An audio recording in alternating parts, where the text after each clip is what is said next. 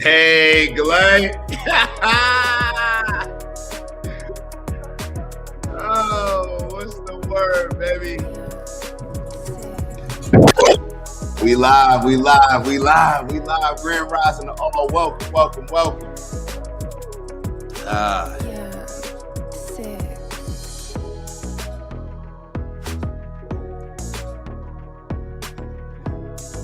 We're gonna let it ride, Glenn. We're gonna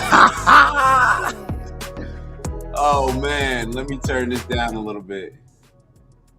Can you still hear me when it's a little bit in the background? Yeah, all right. So we're gonna go over a few things today. We got this Trump speech that we gotta review with Netanyahu. I think we got a few other things as well.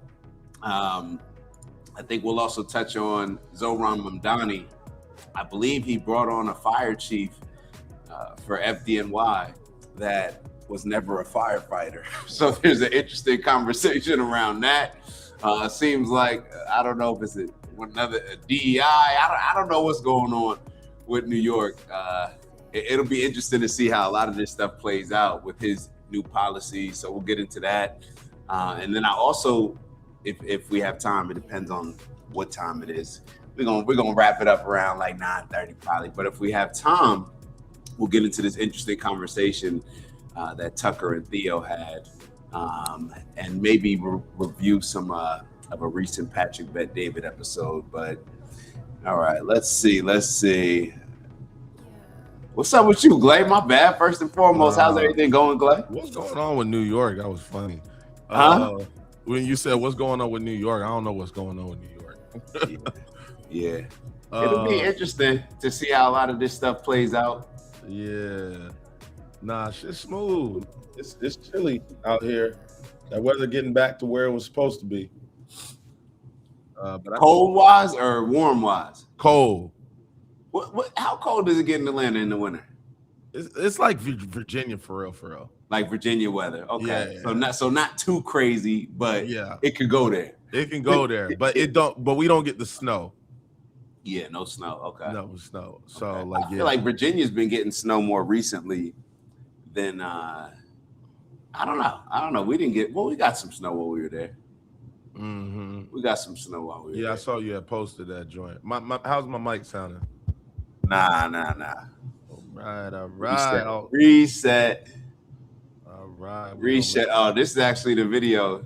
Speaking of Mamdani. Well, first off, damn, we didn't even. My apologies. We're being rude to y'all. My fault. I know I saw Finn in the building early. Shout out to Finn. It never ceases to amaze me. We all love ourselves more than other people, yet care more about their opinions than our own. Marcus Aurelius, come on. The honorable, the most high. Always coming through with some wisdom. Definitely appreciate that, Finn. That's it. You know what's wild? It seems like the more things change, the more things stay the same. Or that saying, or just when we look at the sayings that Marcus Aurelius, was talking about during those times and how they apply so much today. Especially, he must have known that there was going to be some type of social media coming down the line. But if it was ringing true then, it's definitely what we're living in right now. So yeah, definitely interesting. That's just us. Shout out to Big Bro Steve in the building. Good morning. Your life is your story, right? Well, edit often. Speaking of, come on now. We got the philosophers in the building. Come on. Your life is your story, right? Well, edit often. Definitely. Morning, buddy. Good morning to all. Wow, good quote, Finn. Abu Han in the building. Hold up, Abu Han. What's up with this pick that you got? There's something you want to let us know? Like, you changing it up? Is this always the same pick that you've always had? He used to have like a bird. Yeah, I'm like, hold up, I see a different pick there. You know what that is, right, Glay? Nah. We're gonna wait for Abu Han to tell us. We're gonna have to. Yeah. I'm good now. I don't hear it. I don't hear the thump. Okay. You sound good though. Shout out to Unk in the building. Grand Rising. Good morning, everyone. Shout out to Frankie. Shout out to Frankie in the building. Coming through, man. Yo, that jump still gets me every time, bro. I'm good, praise God. Let's keep it moving. Let's keep it moving. As soon as Dak hop on, we got to start asking him about religion. I'm sure we'll get into it. We're gonna talk about Donald Trump's speech and Donald Trump receiving this Israel prize. People in power seem to know that they can use religion in whatever way they want, and know that the quote unquote religious people will always steer us away from making it all about religion. So therefore, they'll always be allowed to get away with the things that they're getting away with, because everybody wants to steer the conversation away from the actual issue. But neither here nor there. Glay, let me make sure you're good.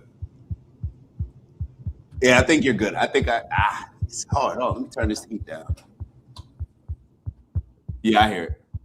Bet. All right. I was getting stressed. I hear it. Oh, okay, Unc, I see you. Appreciate it. Unc said he can hear me too. Okay, bad. Yeah. Good morning, Dr. King, Professor. Good morning, all. It's great to see everyone. Great to see you as well. Always a pleasure. Let me make sure that we got everybody before we move on. Let me make sure. Hold on. So Unc said, okay, but explain to me how you knew he was Jewish before you voted for him. I did not know, man. I did not know.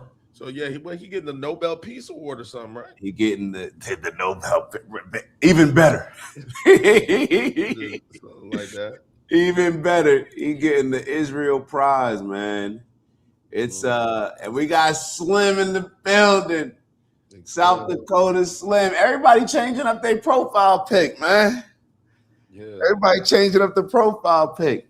I see y'all. New year, new y'all. Okay. Did Abu Han address his He said he was indoctrinated yesterday or something. Oh, it's Abu Ubaida. Let's look it up.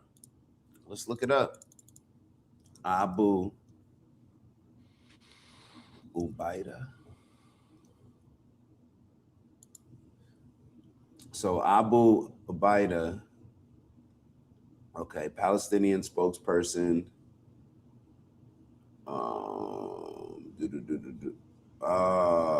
Hamas confirms death. Hold on, let me share the screen real quick.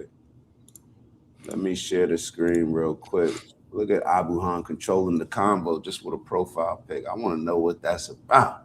All right, so it says Hamas confirmed on Monday that its armed wing spokesperson Abu Ubaida and then Gaza chief Mohammed Sinwar were killed in the Gaza war earlier this year. The Israeli military said in May that it killed Sinwar, the younger brother of former Hamas leader Yahya Sinwar. 3 months later, it said it has also killed Abu Ubaida. All right, what's the Abu Han? You're gonna have to let us know. What's the I don't even know what an armed wing spokesperson. I don't know what that means. You know what that means, Glay? No. It's carried by university students during the rally to show support in the Gaza Strip. All right, so somebody, I guess, significant in Hamas. Oh, okay. So Abu was trying to turn it up a little bit. Abu Han, I guess, yeah. Where Anthony's at? Good morning, gang. Shout out to Anthony's in the building. All right, I wanted to show you this first one. This is gonna be funny, man. This is gonna be funny. Let me share this with you. So Zohran Mamdani, Mr. New York City himself. Man, I'm definitely looking to be weak this morning. This is very interesting. Very interesting. So do I need to read the caption? All right. Let me not read the caption. Let's take a look at this video. Get everybody's thoughts. Lillian Bonsignor is a career first responder. In just 9 days, she'll be running the world's busiest fire department, one of the most important appointments of the incoming administration. And they deserve a leader who cares about their work because she did it herself. who understands every detail and who will fight tirelessly to empower FDNY and make it the best firefighting force in the world. Lillian Bonsignor began her career as an EMT in 1991 and was ultimately promoted to chief of the city's EMS division, where she served for 3 years before retiring in 2022. Although she never served as a firefighter, she's confident that won't matter. I know the job. I know what the firefighters need, and I can translate that to this administration who's willing to listen. I know what EMS needs. I have been EMS for 30 plus years. Bonsignor is a trailblazer for the LGBTQ community, who will serve as the FDNY's first openly gay commissioner. She's a highly respected, detail-oriented manager whose style has been compared to NYPD Commissioner Jessica Tisch, who will remain in her post in the new administration. Yeah.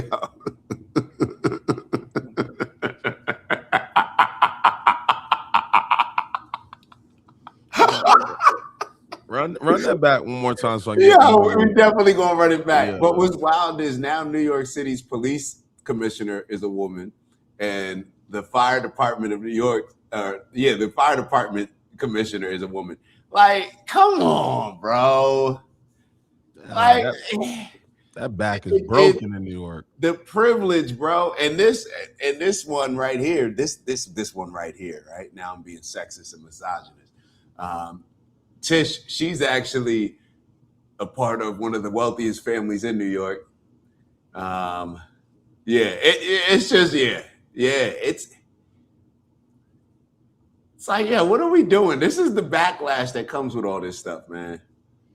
And when you think about it from a DEI standpoint, what does this breed in everybody else when certain people get positions? Like, are we going to sit here and act like all of this stuff is merit-based? Here's somebody who never even touched the field is going to tell me what it's like to be a football player. Like, you never touched the field. You never put on pads. You never hit somebody. And you know what it's like to be a football player. You know what football players need. Should we watch it again one more time? Yeah, I ain't gonna lie. This was good. All right, let me, I knew you'd like this Lillian one. Bonsignor is a career first responder.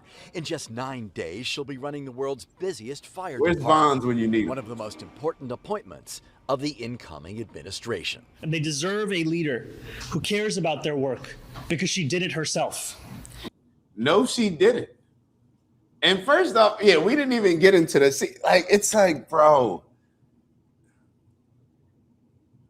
does everything have to be gay? Does everything have to be LGBTQ? Does everything have to, do you have to break some type of ground or try to address an agenda with every person that you put or every person that you appoint, whatever? Like, every single thing has to be a statement. It just can't be about merit. It just can't be somebody who actually served as a firefighter running the fire department of New York.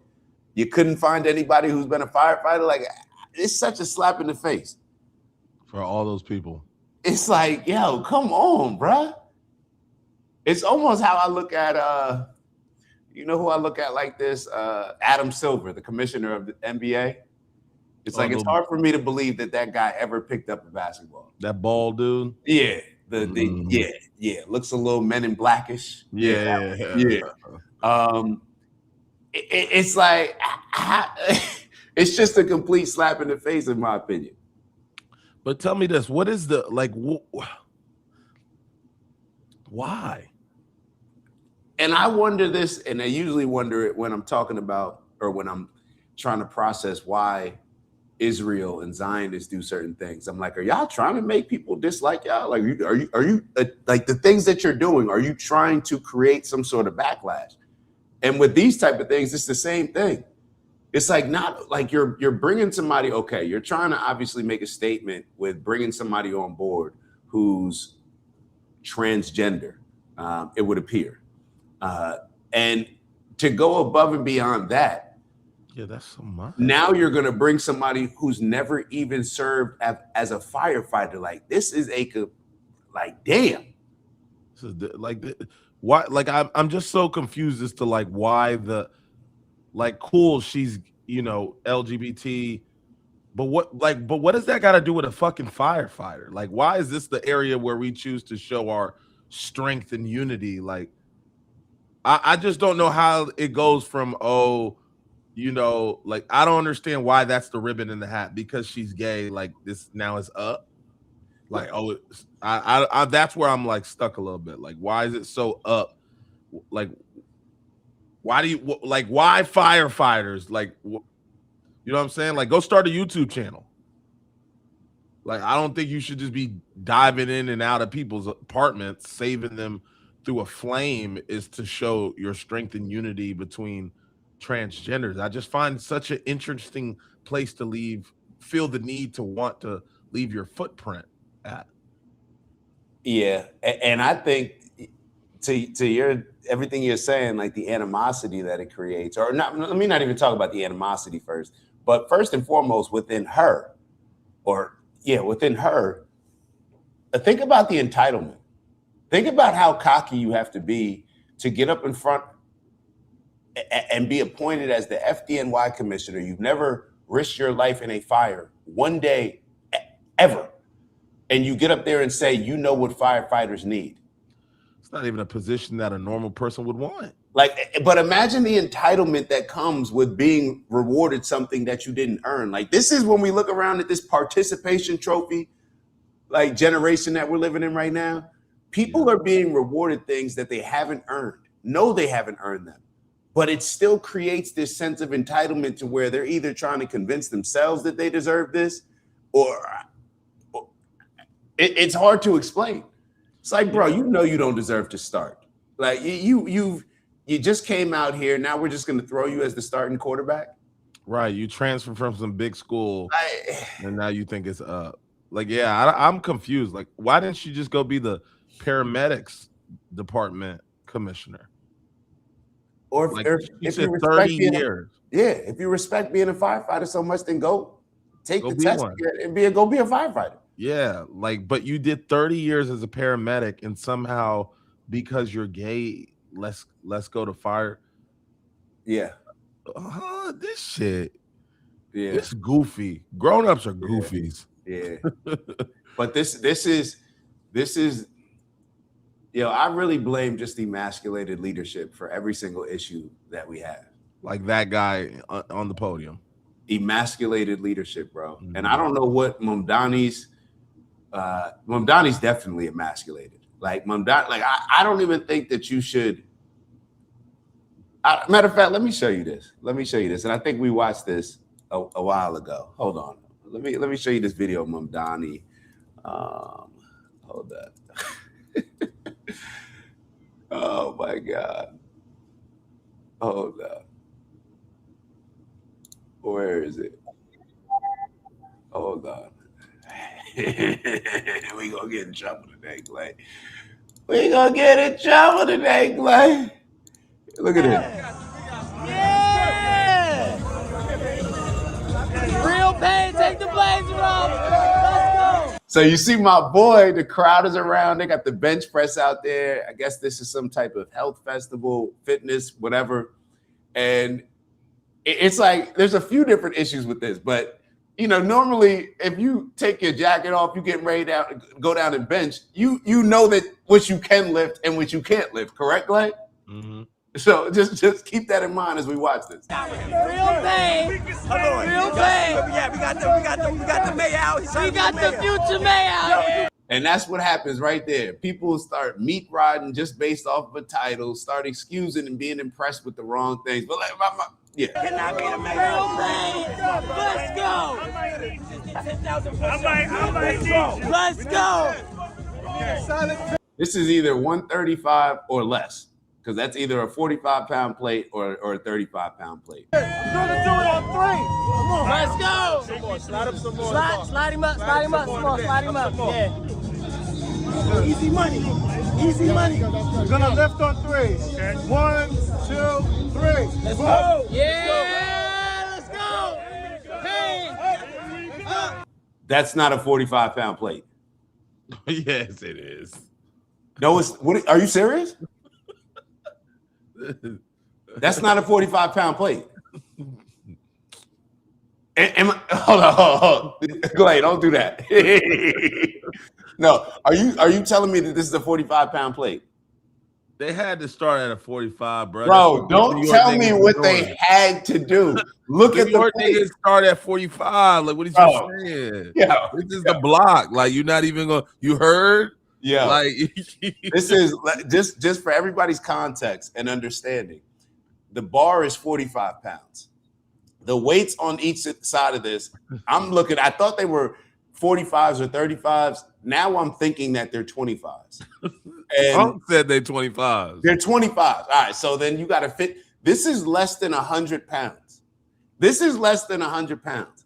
I'm saying it's 45. You heard? No, first, yo. I don't think that any man should be leading a city. That I'm so serious, bro. I am very serious when it comes to you that. Heard? That's 45. You heard? All right, bro. 2, 3, let's go. Yeah, let's go. Hey, Oh, those are man, 25. This man can't even lift 100 pounds, bro. That's 25 or 35. I see it's looking like a. It's a 25, bro.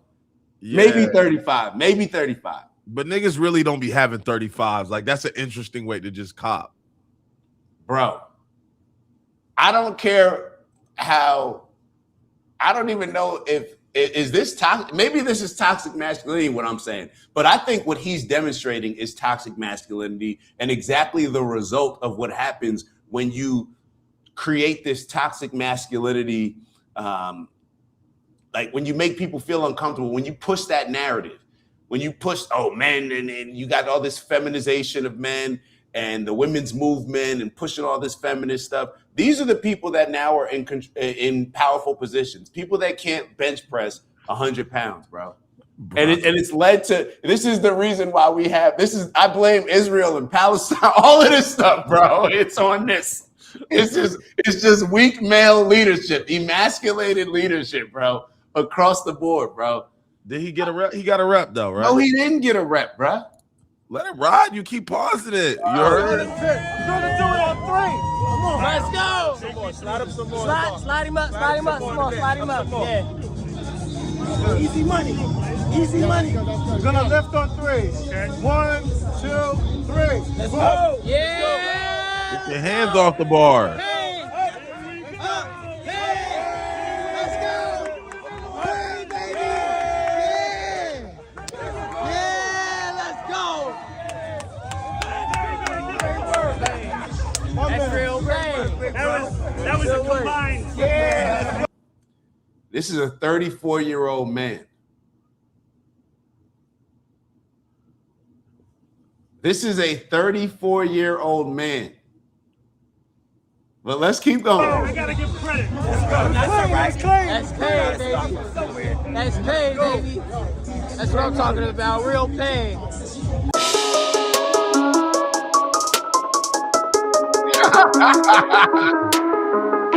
Hey, yo, hold up. Hey, yo. Who edited it? Yeah.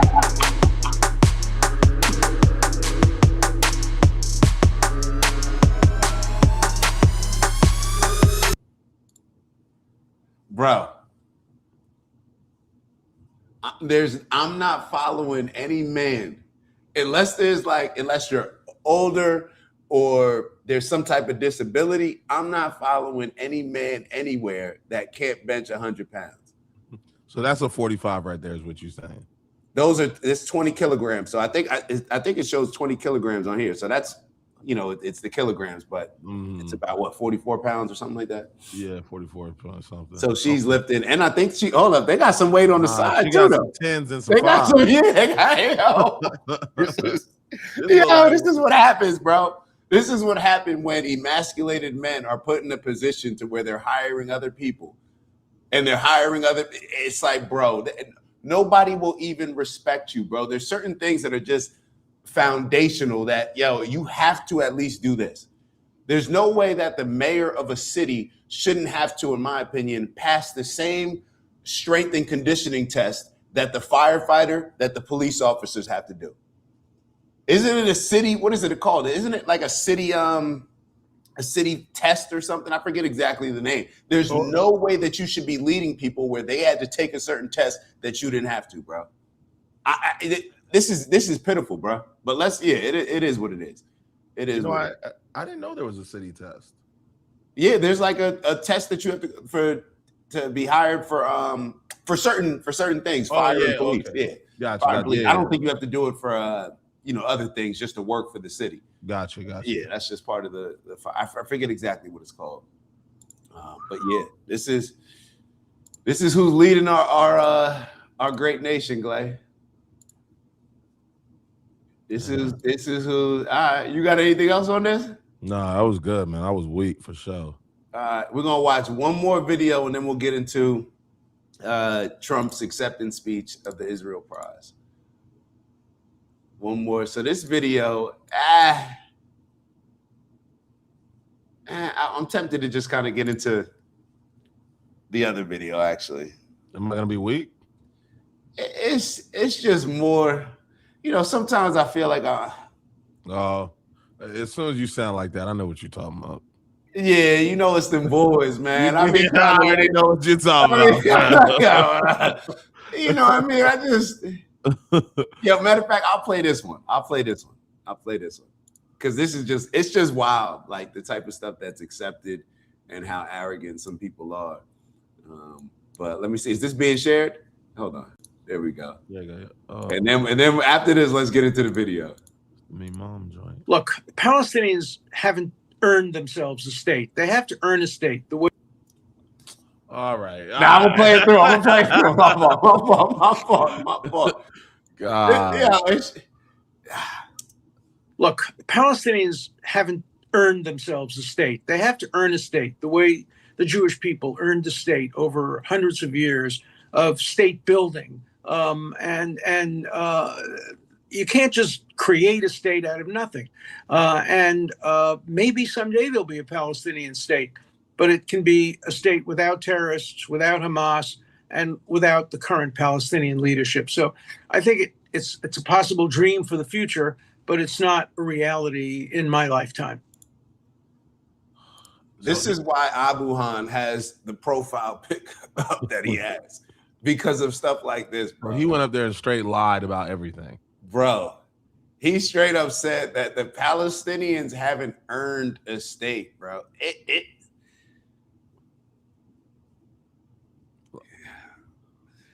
Colonization is real, bro. It's like a virus. It's a mind virus. It's a mind virus. I'm convinced that it's a mind virus. Tell me this, the Hamas, I'm new to this shit, so are the Hamas niggas turned because the Jewish people be poking at the Palestinians? Is that where Hamas comes from? Yes. So Hamas is a group that, people will label as a terrorist organization, who's pretty much standing up against the Zionist mindset, the Greater Israel projects, who's just simply not okay with Palestinians losing their land and continuing to lose more land. So, okay, hold on now. So is this why it's so difficult to find them? Because the people of Palestine be like, nah, y'all good in the hood. We got y'all. We're not gonna put y'all out there. Because I be always hearing it like the people of Palestine don't want Hamas around either. But based on what you're telling me, it's like I would think they would. No, it depends on who's telling the story, and you would think that they would what? Want to like shit. If I'm Palestinian and I'm like, damn, these cats keep talking all this fucking nonsense and keep moving and jerking cats around, I'm like, shit, if these the boys that's gonna handle and be on the corners and handling shit, then fuck it. Y'all always got some soup and bread, warm porridge and bread in my crib. Or is it that I almost feel like are they protecting the people, or is this just some gangster shit? Well, I believe it's probably everything. Oh, okay. But It's hard to even say. when you think about the United States of America, just because somebody's standing on a cause, most people are not willing to do that. Most people are the sheep. What do we talk about all the time? Most people are not willing to just stand on a cause for the cause if that means sacrificing their life. So I'm sure there's some people in Palestine who are like, yo, it is what it is. I mean, how many people just accepted slavery? There's a reason why we know about Nat Turner's rebellion, because he was one of the people that had the audacity in an amazing way, if you ask me. And when I say an amazing way, I'm not condoning the killing or anything like that, but I'm also not condoning being in servitude. That's not the option. So as far as if you enslave me, it's all of my principles and morals. They become adjusted because I'm no longer being treated how I want to treat or want to be treated. Or you get what I'm saying? Like once you violate and go beyond that line, then I'm Nat Turner. I'm just being honest. That may be something that I need to work on. I don't know, but yeah, you just can't enslave me and think that I'm not going to rebel in whatever way I choose to do so, especially when you have a Nat Turner who, in my opinion, Nat Turner was the modern day like rapper in a lot of ways. You know how these rappers spread poison through lyrics to the community? Like Nat Turner was hired to spread poison through and teach a specific type of oppressive Christianity to Black people, and he got fed up. And yeah, whatever. I even lost my train of thought. But the point was that I think there's a whole lot of people that, even though they may believe that Hamas is standing up for them or standing up for the right cause, I'm sure there's a lot of people that just like, hey, just let the Jewish people run everything, let the Israelis run everything, and like, I don't want to keep risking my life. I don't want to keep risking my kids' lives. Not everybody's down for the revolution, bro. Like, not everybody's down for the revolution. So I'm sure because when you see this response, yeah, when you start seeing that, you're like, dog, chill. I'm good. Okay. Think about what would happen in America. Think about a lot of the combos that we have on here. You know what I'm saying? Not everybody's willing to put it all on the table. Not everybody's willing to risk everything the way that Hamas is willing to risk everything. And people are well aware that if Hamas is doing certain stuff, then they're not stupid. They know that the retaliation is not just going to be focused on Hamas. Palestinians are well aware. I don't think that they're as ignorant as a lot of us in America are to think that, oh, well, Israel's only attacking Hamas. Like they're only, they're really just looking for Hamas. They're not looking to kill any innocent Palestinians. I don't subscribe to that. I don't think that that's a realistic,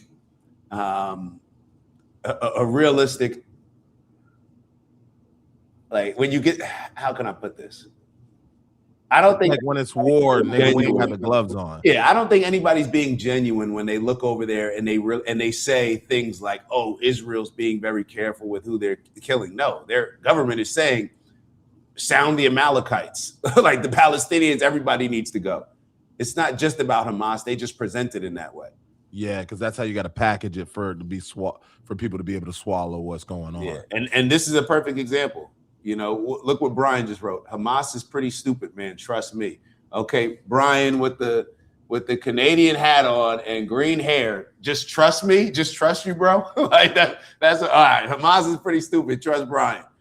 They use civil. Oh, hold on. I don't know if you're being sarcastic and you're making fun of it. Well, I'm making fun of it too. So if we both making fun of it, then we on the same page. But if you're serious, then I'm making fun of you. Nah, joking, but not really.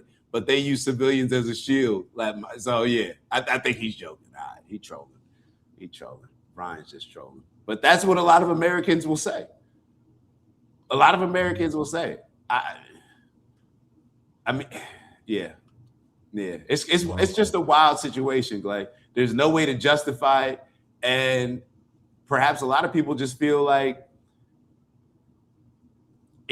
What did you say earlier when we were talking about this a few days ago? You said people just don't care.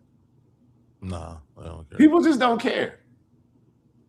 It's tough. I'm going to tell you this. It's tough to live in a world when you do care and then you be surrounded by cats who don't care. It makes you think that you crazy or like you don't belong in the world. bro, yes, I understand what you're saying, and I agree. That shit had niggas speechless for a second. Yeah, because I felt that way for years, bro. Exactly the way that you just described. I felt that way for years. Yo, why aren't cats more interested in this, bro? Like, we out here losing, we're in last place. Like, why? You know what I'm saying? Like, why isn't everybody upset? Like, bro, y'all are okay with being in last place, and it's like everybody, oh yeah, you know, Christ is king. Like, you know, Jesus is coming back to save us. Like, it's always. The rapture's around the corner. It's always just something else. It's always just waiting for something else, everything externally rather than the things that we can do internally. There's not just, no, it's actually just all on you. Like, if you don't step up, then nobody's going to step up. I think everybody has that mindset. We talked about it before, where if somebody like drops something, if there's a mother or you know, holding a kid or something, and she drops something in a large room, nobody may help because they'll assume that the other person will help. It's called something. I forget. Somebody helped me in the chat last time. I'm sure somebody will help me out this time. But if there's only one person, if you're the only person there with the mother and she drops something, you're more likely to pick it up. We live in this mindset where we just think that everybody else is going to do it. Oh, America's going to do it. I was watching the Theo Von interview with Tucker Carlson, and dope clip, actually. I'd almost rather review that than review the Trump speech. But they were sitting there, and it came up where Theo was like, yeah, I'm sitting here like, yo, America for sure is going to jump in, like, is going to like jump in the middle of this and stop this from going on, this current genocide. Like, of course, at some point, America is going to do it. And as we sit back, days go by, months go by, years go by, nobody's doing anything, bro. Nobody is doing anything. I think that in a lot of ways, maybe it was after World War II when, I guess, you know, things died down a little bit, or maybe it seemed like things died down, and we got used to a world that wasn't what we thought we were getting used to. Like, we thought that there's no more colonizing mindset. Like, we thought that we were done with that. Oh, slavery's done. You know, we're not colonizing any more nations. We thought like you could easily avoid doing due diligence on Haiti. You could easily avoid understanding or looking into Gaddafi. You could easily avoid these things that are right in front of us, but we have to just do a little bit of research. You can easily avoid all these things, but at the end of the day, America is what America's always been. These European nations are what they've always been, and things in a lot of these other nations are what they've always been, bro. I guess it's just when you look at the past of how so much growth has happened from at those beginning times, it makes you think like, damn, like there's some people that are up and making shit shake. And because I'm seeing innovation, I'm seeing change, I'm seeing growth, I would say, in humanity. So it's just like, what, I guess. But do you really see growth in humanity, or do you just see the perception of growth? Okay. You get what I'm saying? Yeah. Because when I think about the growth of humanity, I don't think humanity has grown. We've just been put in different situations. You know what I'm saying? Like, that lion may be in a different situation to where they may not have to act like a lion, but throw them out in the jungle and they're still, you get what I'm saying? Like, we are still the same people. We are still the scary people that will compromise their morals and principles at any sight of fear, and any sight of fear that usually has to deal with a us versus them mentality. We are the same people, bro. Mm-hmm. It's you know, we sit back and wonder, like, damn, how could all these things that went on, and when I say slavery, I'm not just talking about American slavery, but across the board. It's like you don't really have to. Like, do you really have to learn that slavery is bad? Or do you just get adjusted to it? I think there was a comment yesterday where we said, you know, it's like, well, what are we going to do without this? You know, a lot of people have that type of mindset. What are we going to do without slavery? How are we going to replace it? So people just become used to it and just stand on it. Same thing with probably sweatshops throughout the world right now. I'm sure everybody who, let's say, who's in charge from a political standpoint in a lot of these countries that still have sweatshops and terrible labor laws, they know that that's wrong. But you, like, deep down, you know that it's wrong, but you're not going to stop it because, you know, what's the alternative? You know, we're going to lose money. It's going to affect our economy. We can't exploit these people anymore. Like, this is going to impact our stance in the world. All these different things. People will rationalize it however they want, bro. It was kind of like the migrants, right? When like we started, I heard a lot of the people were like, "Damn, who's going to do all the work? Like, who's going to work on these farms and who's going to pick the lettuce and all that stuff?" And it's like, damn, that's the reason. Like for you even come out there and really kind of even say that shit is just like, God damn, like that's really where you be at. Like, yeah. But I think that's the majority of people.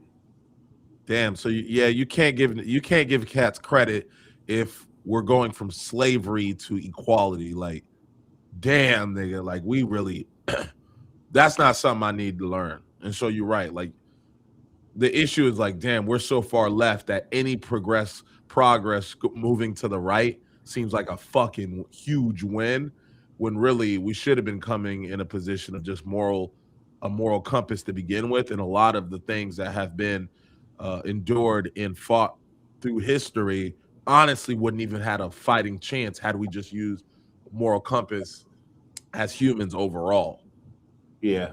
I think the majority of people, and this is what we talk about all the time when it comes to like emasculated leadership and leaders that want to be liked rather than respected and,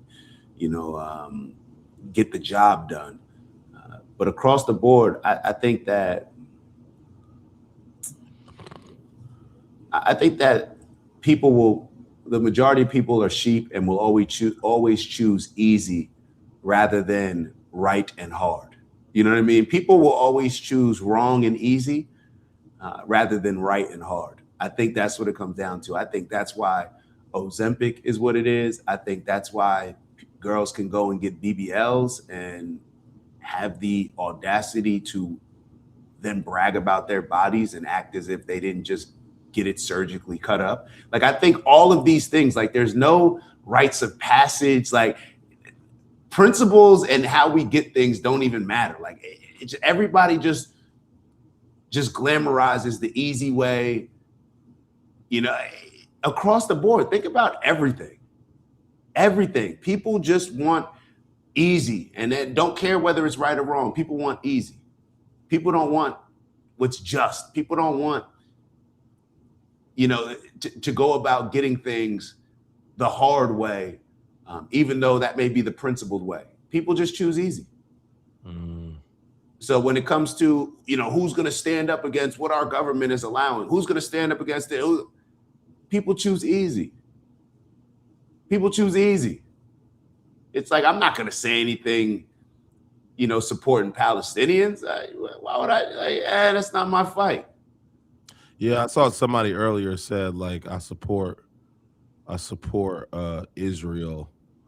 And like, when I hear that comment, I'm just like, what are you talking about? Like, to me, that's the same thing when I remember when you heard back in the day when it was like the Black Lives Matter movement. And it's just like somebody's response to that was like, well, all lives matter. Yeah. And it's just like, what the fuck are you talking about? Like, this ain't this situation is not an opportunity for you to get your shit off.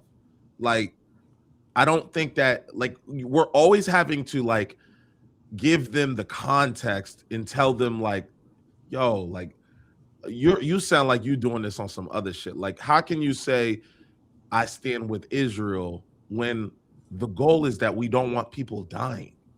Like, why is your response to that, I stand with Israel? Nigga, that's not an option on the test.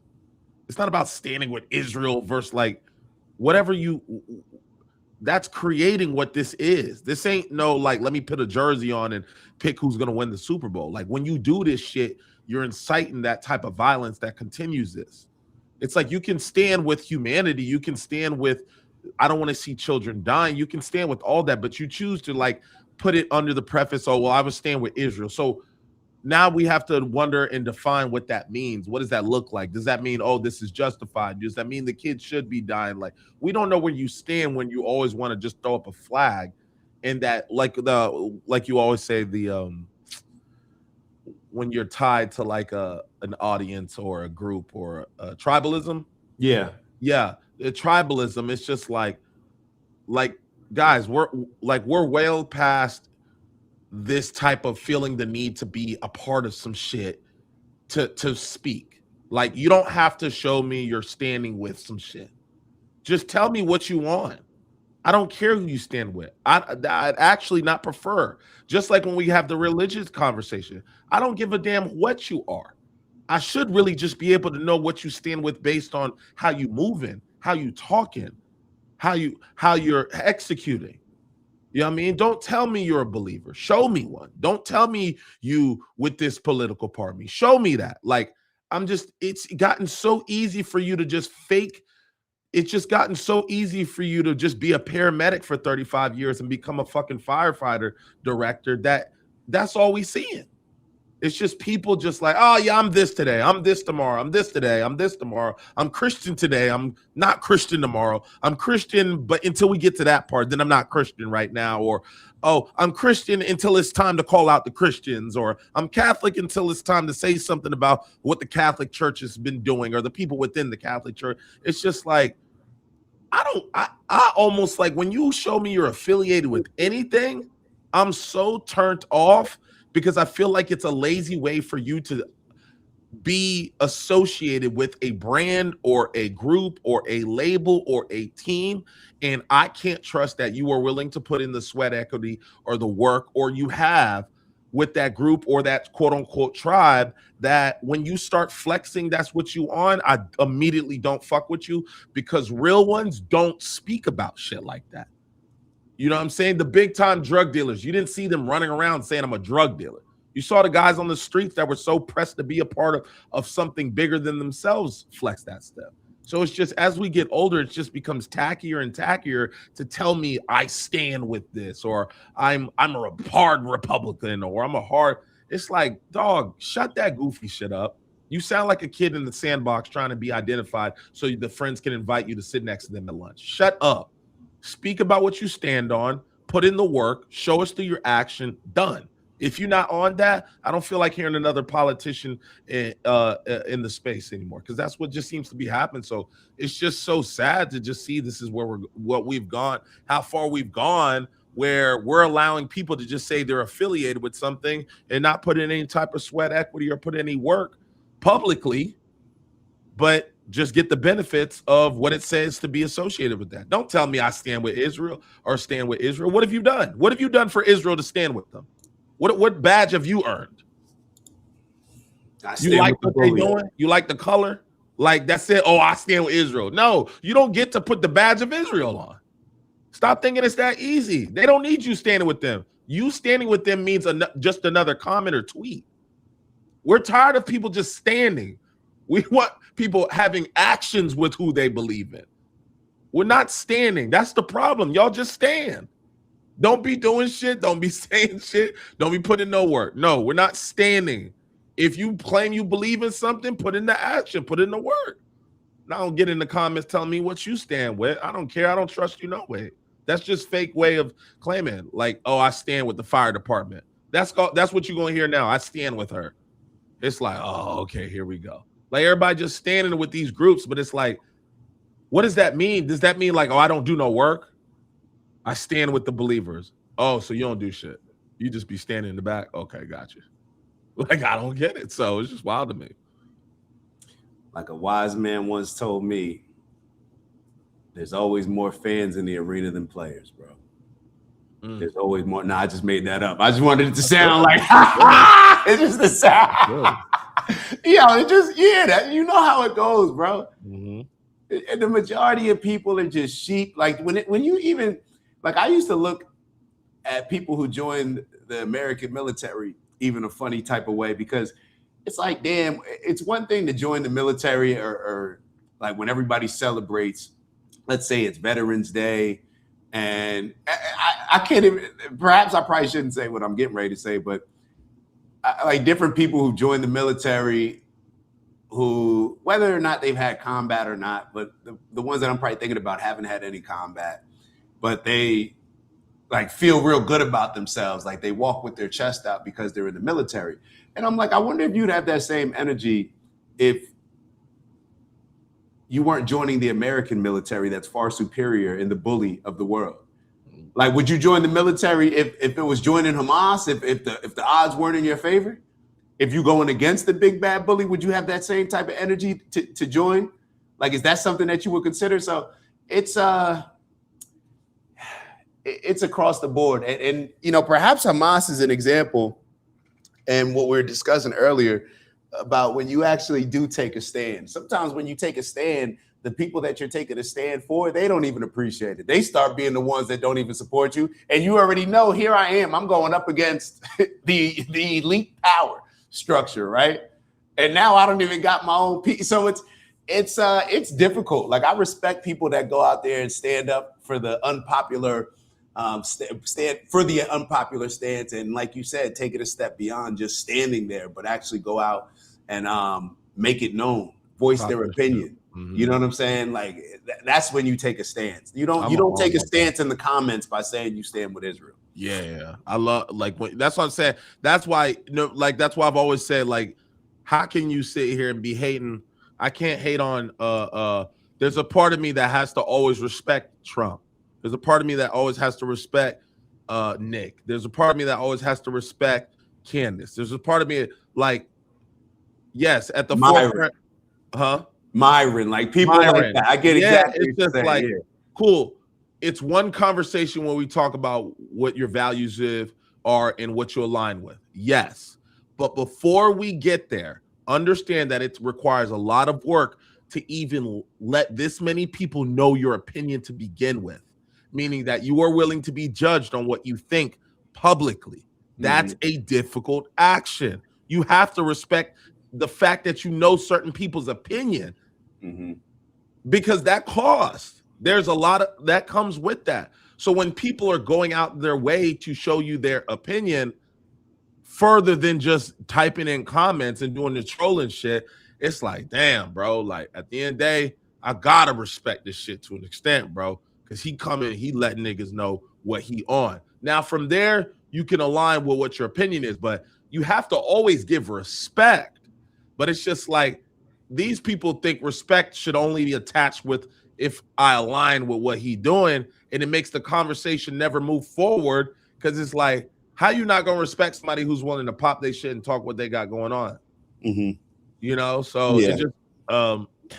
it just makes it so interesting to think that way. But yeah, I saw what you had put up about Unc. That's a very interesting comment. Yeah, you go ahead. Yeah, Unc says, guys, so explain this to me, BK. If Christians are waiting for the Messiah, but the Jews don't believe in the Messiah, but the Muslims do believe in Jesus and the Messiah, what really makes sense to those that that would be my question. Those that there is one side that is actually worshiping the devil, whatever name you want to call him. That would be my question for you, nephew and BK.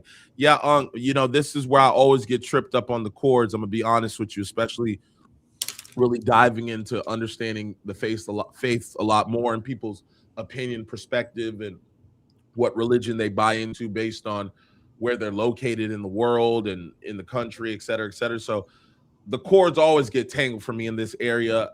And this is where I sometimes get lost in the confidence in what is the right way, because it's like, damn, how did you get there? Because I'm missing something that you must be reading, or maybe I'm not as sharp as I think I am, but I'm like, I'm getting lost as how you can just fully just know, oh, this is the way, or versus this is the way. I started to read the little article by the lady you interviewed with yesterday that Finn was talking about. Oh, Paula? Yeah, I started reading in the Discord. Yeah, so I'm gonna finish that up today, but I'm just very interested. I'm in search mode, but it does say the comment.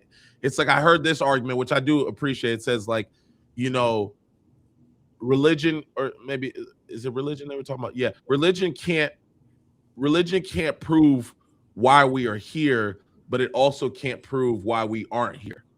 And I thought that was a good angle for me. What do you think about that?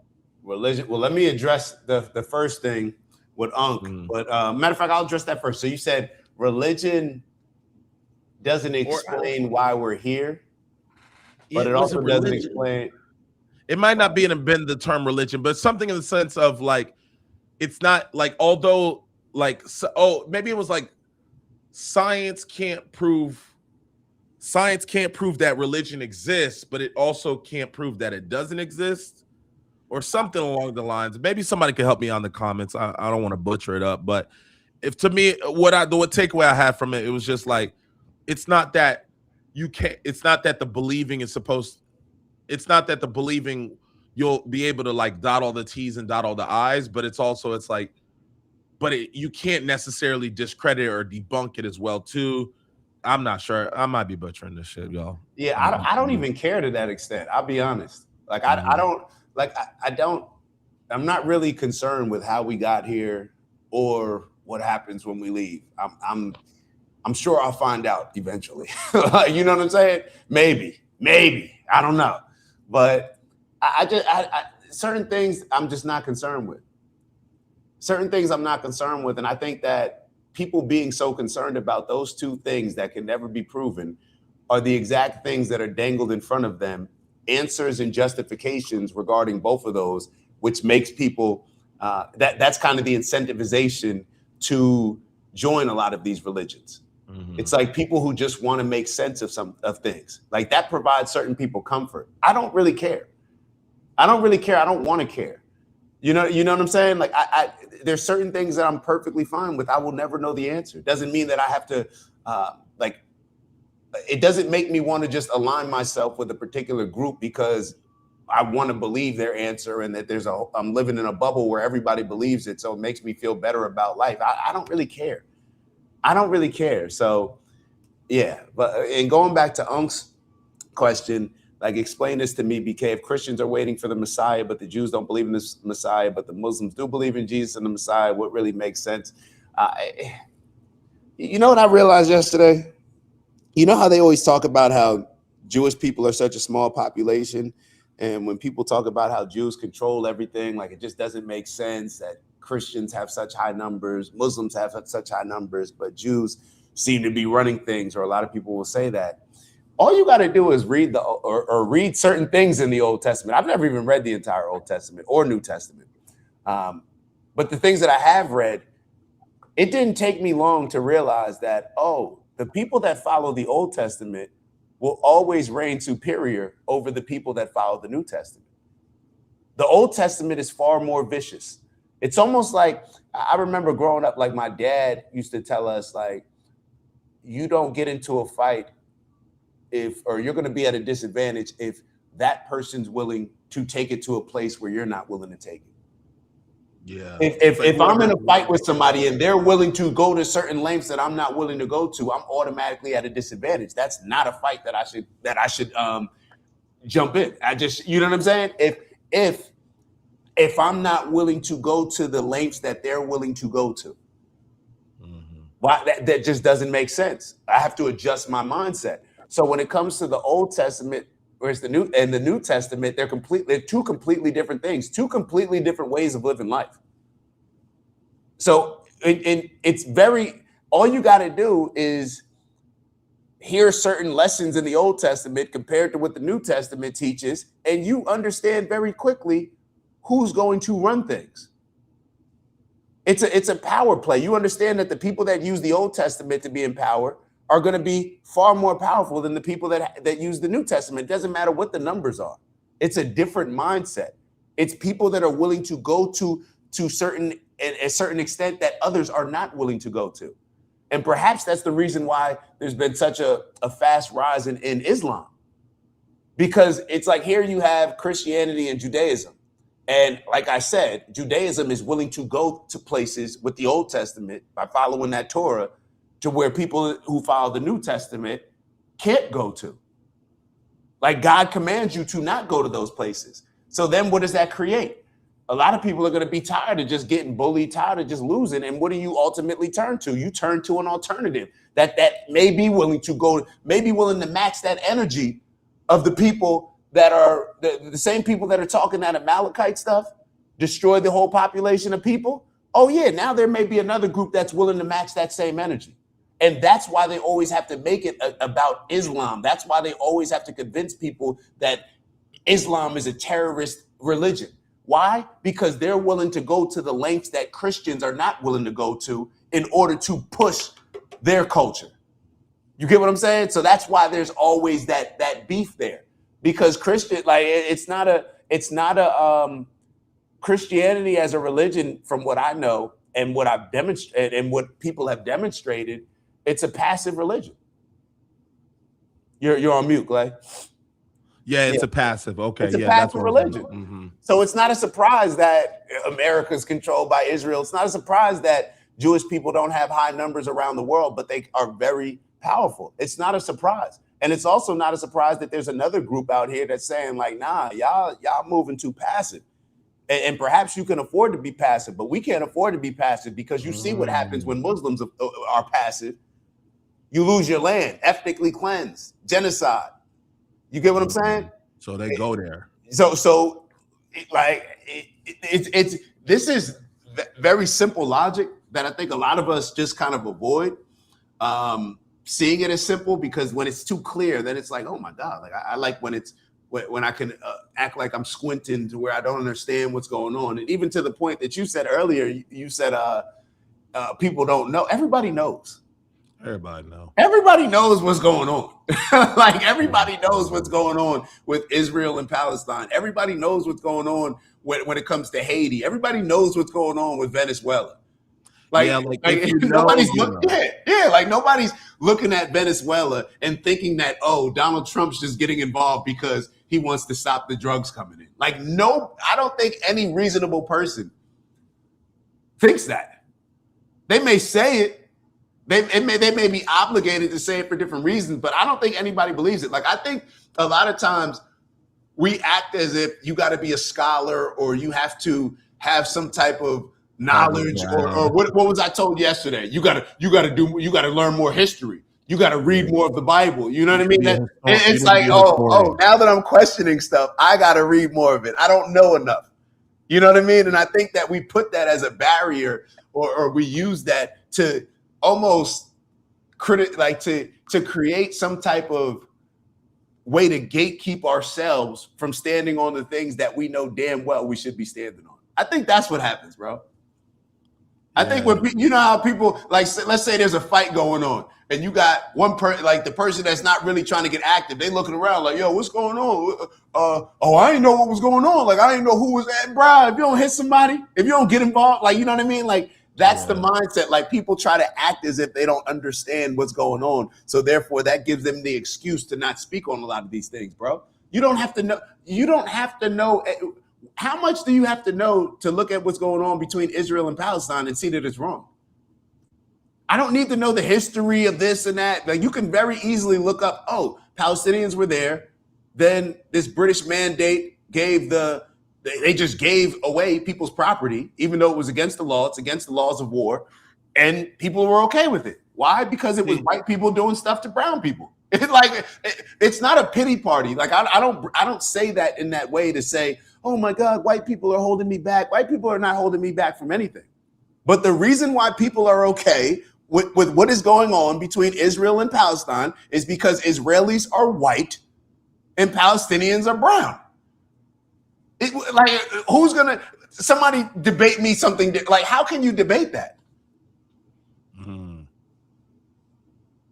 If the roles were reversed, and look at it like this. You got Donald Trump jumping in Nigeria. We know that he's not trying to save Christians. We went over it yesterday that there's actually more Muslims that are dying than Christians, but he's only talking about the Muslims that are killing Christians. Could you imagine if the roles were reversed? If Israel was actually the Palestinians, and if they came in and took white people's land who were living there, the same people that took them in when they got kicked out of other countries, and next thing you know, you pull up to your crib and now this Palestinian man took this European Ashkenazi Jews' land, and now not only did they take their land, they kicked them off. They made them go walk that way, like go down the block, like go that way. Like this is not your spot anymore. They kicked them off the block, and then now they're trying to expand their territory even more. It's like if the roles were reversed and this was brown people doing this to white people, the world would shut down. The world would shut down. Donald Trump would unload every single missile that we have to destroying whoever and when. Like that's what would happen. And it wouldn't just be the United States of America. It would be across the board. So I don't think that we know what's going on here. Like, who's confused about this? Is anybody confused? See, I didn't know a lot of I can say at one point in time, I didn't know the depths of why. I had always asked, like I told you, I used to work at a Persian restaurant. So I'd always ask them hey, can you tell me why is there always fighting about religion over there? And what's up, why is there always bombing and killings? And then she would explain to me about the things when it came to religion and these, that, and the third. But when you the one where I learned about took them into the land and then turned on them, and then now they're doing this, and it's just damn, first off, this shit goes deeper than probably a lot of people even willing to know. But where would they even hear this? Because a lot of the information I think you're giving, I won't say you need to be a historian, but you know more than what social media and what TV is telling you. So if you're a person that doesn't really dive into this stuff at all, a lot of what you're telling me, I'm like, oh shit, I actually didn't know that. Once you hear it, then everything just makes so much more logical sense. So sometimes I'll be thinking damn, maybe the people really don't know why this stuff exists, because I've always stayed away from it just because I've always just been man, I need to focus on my shit. I just can't get involved in this stuff. This shit just gonna distract me. I'm gonna blah, blah, blah. So I've always used that as an excuse, and I don't really know why it wasn't of interest to me at a point in time in the past. I just felt like I just had so much more shit on my plate at the time. I'm like, dog, what's going on over there just cannot bug me. I remember when France was bombed and everybody was throwing up the French logos on their profile pictures. I saw some of my goofy ass friends put that up, bro, from years ago, right? You standing with France now? Yeah, I stand with France. So I've always seen this. I stand with somebody after some shit pop off. So I've always been dog, I'm not getting involved in none of that. Whatever. I'm gonna just address with whatever I deal with in front of me. But now that I've, sat in still a little bit, and then you're just all right, what is this about? Very interested. I've gotten older. Maybe that's what it is. As I've gotten older, now I care about, damn, what is the world looking like, or what is going on, et cetera, et cetera. And then now you roll out all the truth stuff. And I'm damn, niggas has been lying this whole time. And I'm just so taken back that, I was saying, maybe a couple weeks ago, I'm damn, I'm just so taken back how this is what grown-ups was doing this whole time. This whole time y'all was being grown, y'all was fighting about fucking Earth, and y'all was upset about somebody not believing in the shit you believe in. And I'm just damn, y'all left the Sandlot to go say, I'm gonna go be a grown-up, and this is what y'all did with y'all free time. I'm just this is just so sad. I'm damn, kids, stay children. Bro, it's not even worth it. When you get older, bro, all you're going to do is argue on the internet with a bunch of people about what religion is right, what food they should eat, whether or not they should be fucking vegan or they should be fucking meat eaters, whether or not the doctors are really here, bro. As soon as you get too aware, bro, as soon as you start lifting open a book, as soon as you start reading a damn Bible, bro, everything's going to come crashing down at once, and everything that you thought just disappears. So it's just it's almost keep the kids in the sandbox as long as possible. Fuck. Because this shit on this side is just a bunch of grown-ass people trying to swing their nuts around, telling me this is mine and I'm smarter, or I'm better, or I'm more respected, or I'm the chosen people. I'm bro, this grown-up shit is whack as fuck. Literally grown-ups arguing about who's the... Christians need to support Israel because they are the chosen people. Y'all really grew up to yell at people on the internet about this? Damn, y'all didn't want to start a company, give back to the community, save lives. I don't know, like build a software tech company, move to an ocean, grow your own crops.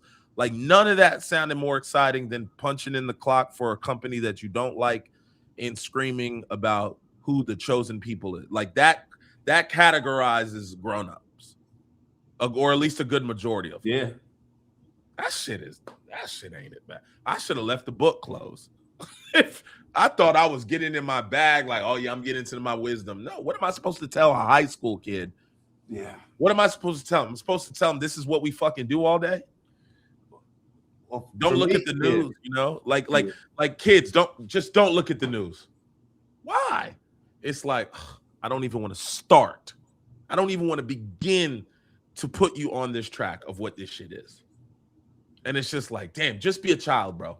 Just be happy. Go with your friends, travel, see the world. Like, don't open the book too fucking early. Because if you start rushing to be a grown-up, they're not going to tell you about what's in the fine print.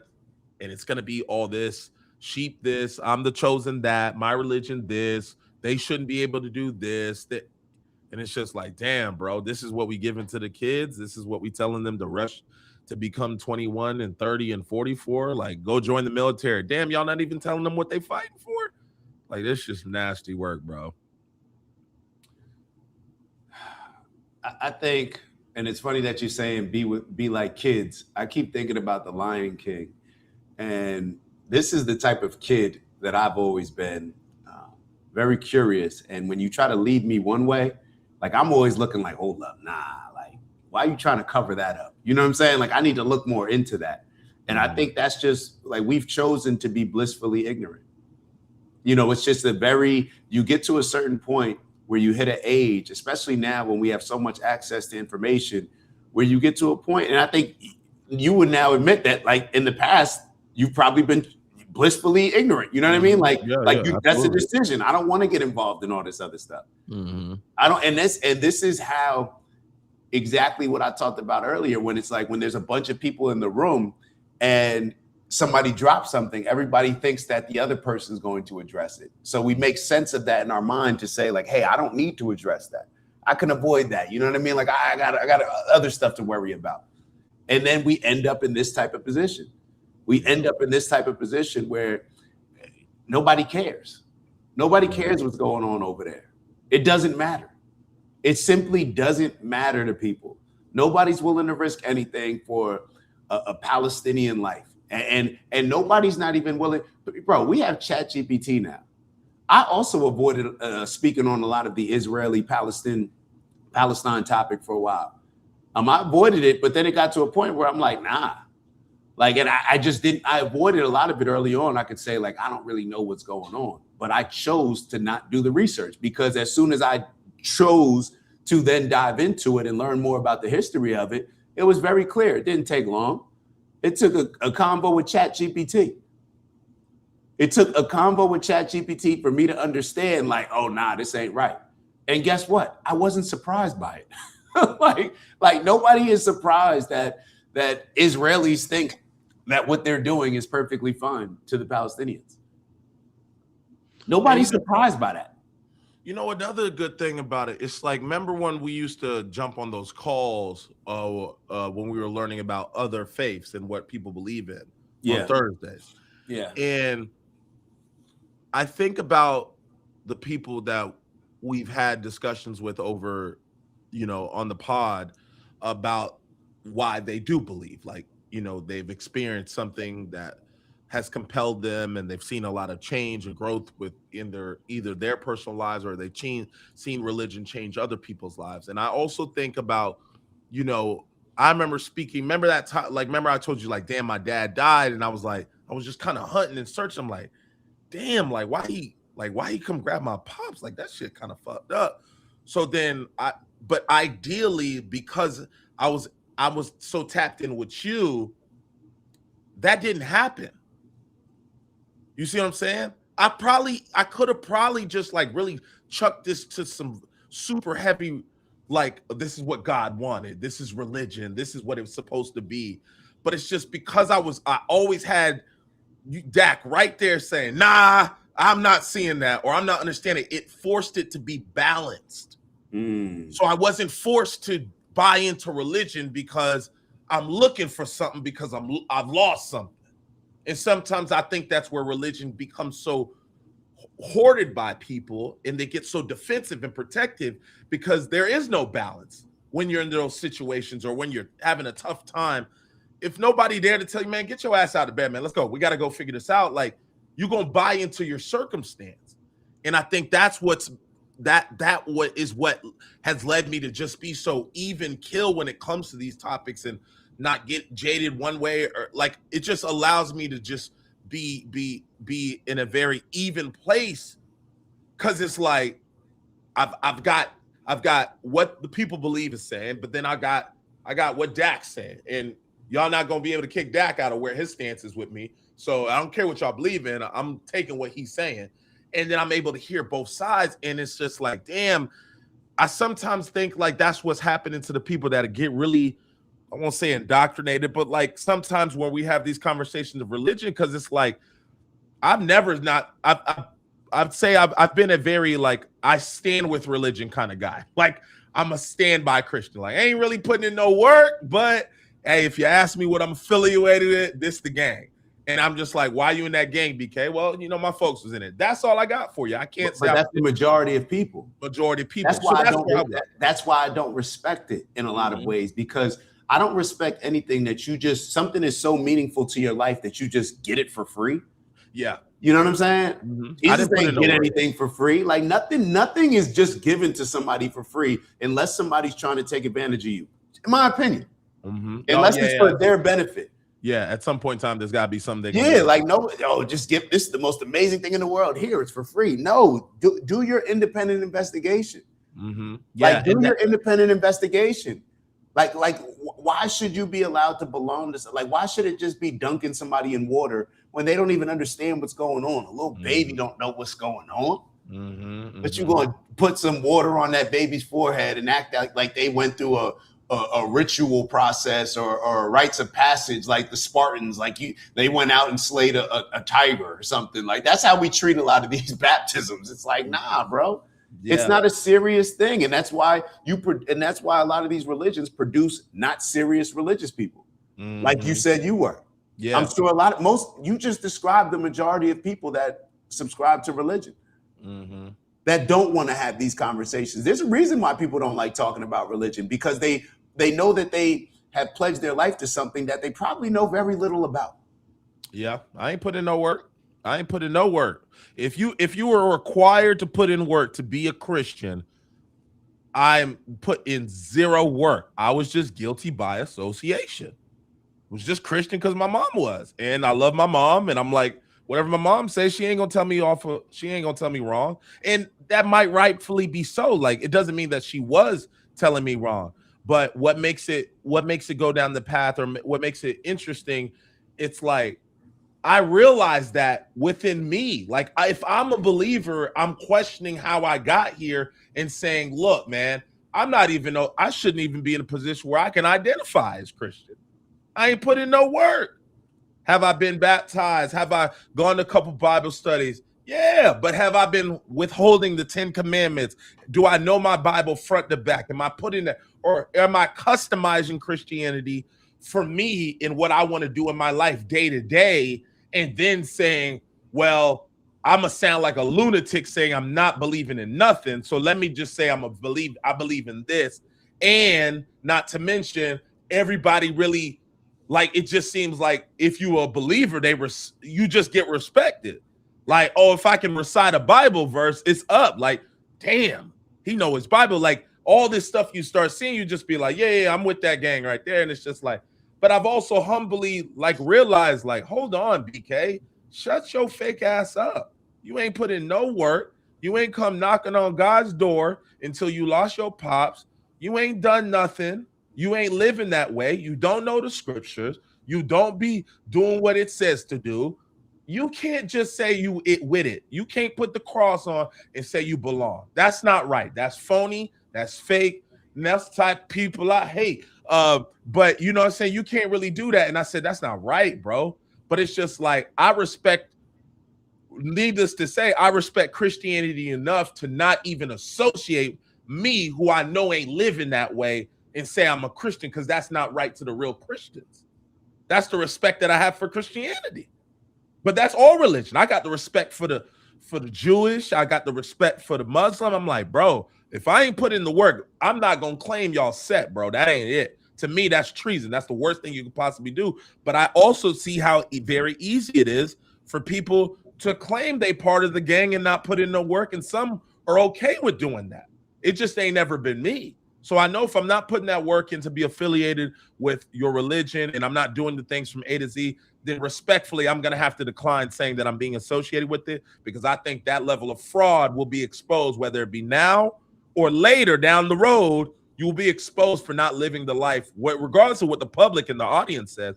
One day you will have to go to whoever. And if that's the case, I can't say that I was affiliated with this, because that's not right. That's rude and disrespectful to the people that are willing to sacrifice for what they believe in. But then we start chin checking people, we start checking chins to make sure you believers too. And then we start saying, hold up, man, you ain't gang. You're not gang. You're not a part of the squad.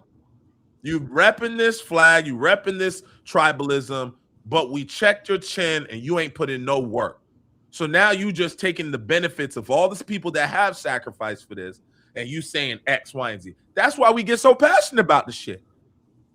That's where the passion come from.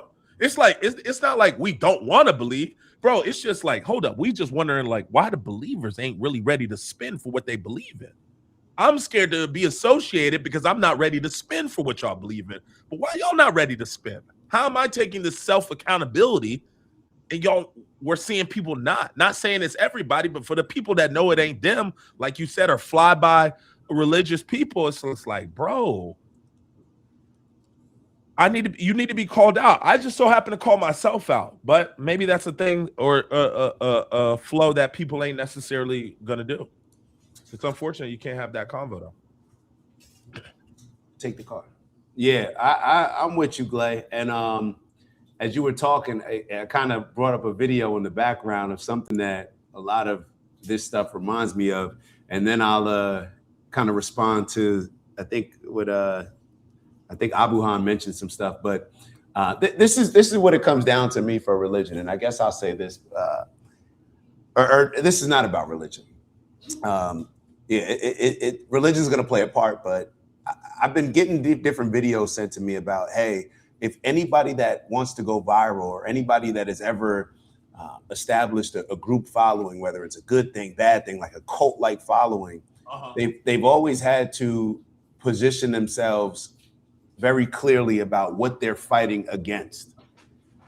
So it's always been like you have to join up with people, or how you develop a following is by representing what the silent majority feels and believes, but you say the things that they're scared to say. And that's how you develop this cult-like following to where they appreciate you. We see a lot of this kind of with Nick Fuentes. And a lot of his people, how they get excited, like, yo, Nick's saying stuff that I wish I could say. Right. So it entices people. And I realized that, like, I did a lot of soul searching in, like, what's my enemy going to be? What is the thing that I'm fighting against? And it's mediocrity. It's mediocrity. It's people being average. Like, I'm trying to shift the bell curve. I'm trying to shift the curve on the test. You know what I mean? Like, that's really what I want to fight against mediocrity and people just thinking that how we currently live in this current society, that's okay. To me, that's mediocre. That's average. You know what I mean? Like, and me fighting against those things, I have to look at the culture, how people live lives, what motivates people, what inspires people. Are people self-motivated, or are they waiting for somebody else to come back and save them from their situation? Do they think that somebody else is sacrificing for them, or are they willing to sacrifice for themselves? So that's kind of what brought me back to this mindset around religion, because I feel in all the ways that you just described what it was for you, it serves as this gang pass. Like, it gives people a pass to do whatever because BK is Christian. You know what I mean? So it's like, I'm Christian. So, you know, anybody else, it kind of gives them a pass. And it reminded me of this video that I saw that I was embarrassed by.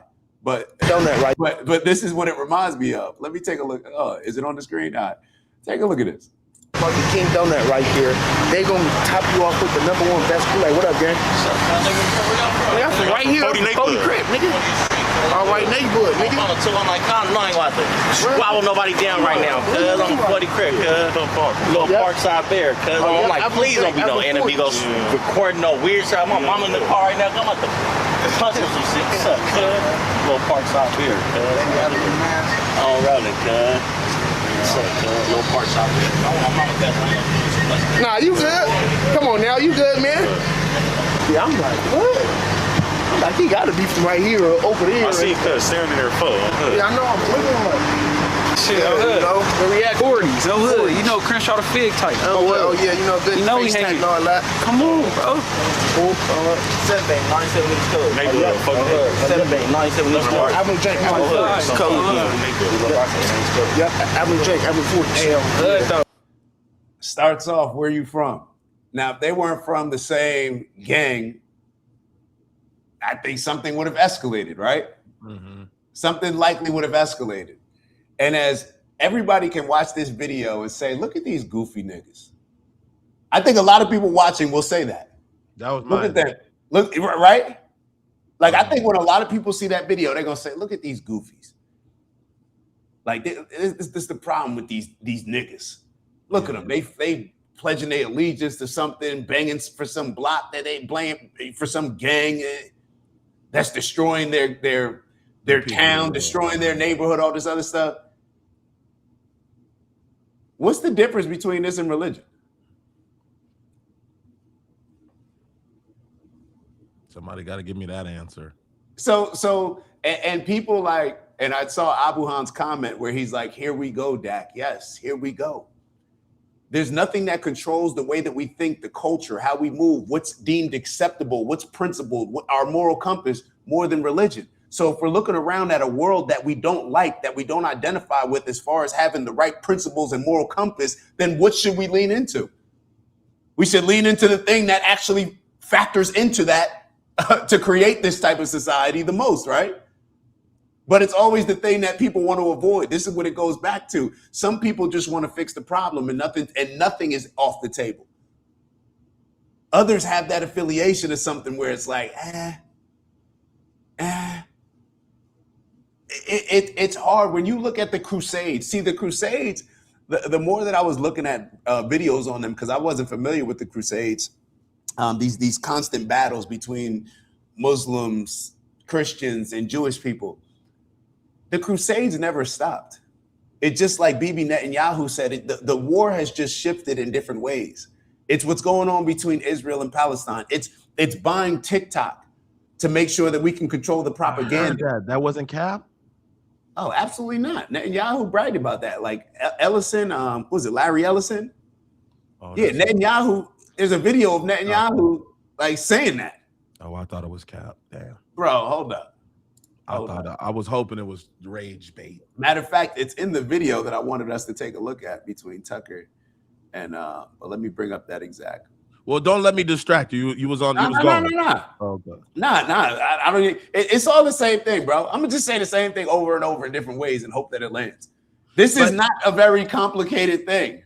And what's interesting, Dak, as you think about that, like let's play devil's advocate, right? Let's go to the other side perspective. Please. People that are affiliated with gang activity, you actually can't get them to walk away from that shit when they really believe in that shit. It's like, bro, it's killing your people. They don't put drugs in the community. Like you're either going to end up dead in jail or handicapped or whatever else you want to describe it as. I'm riding for my set. I'm riding for my why. It doesn't make any sense. You ask them why, and they'll tell you things like, "Look, man, it saved me.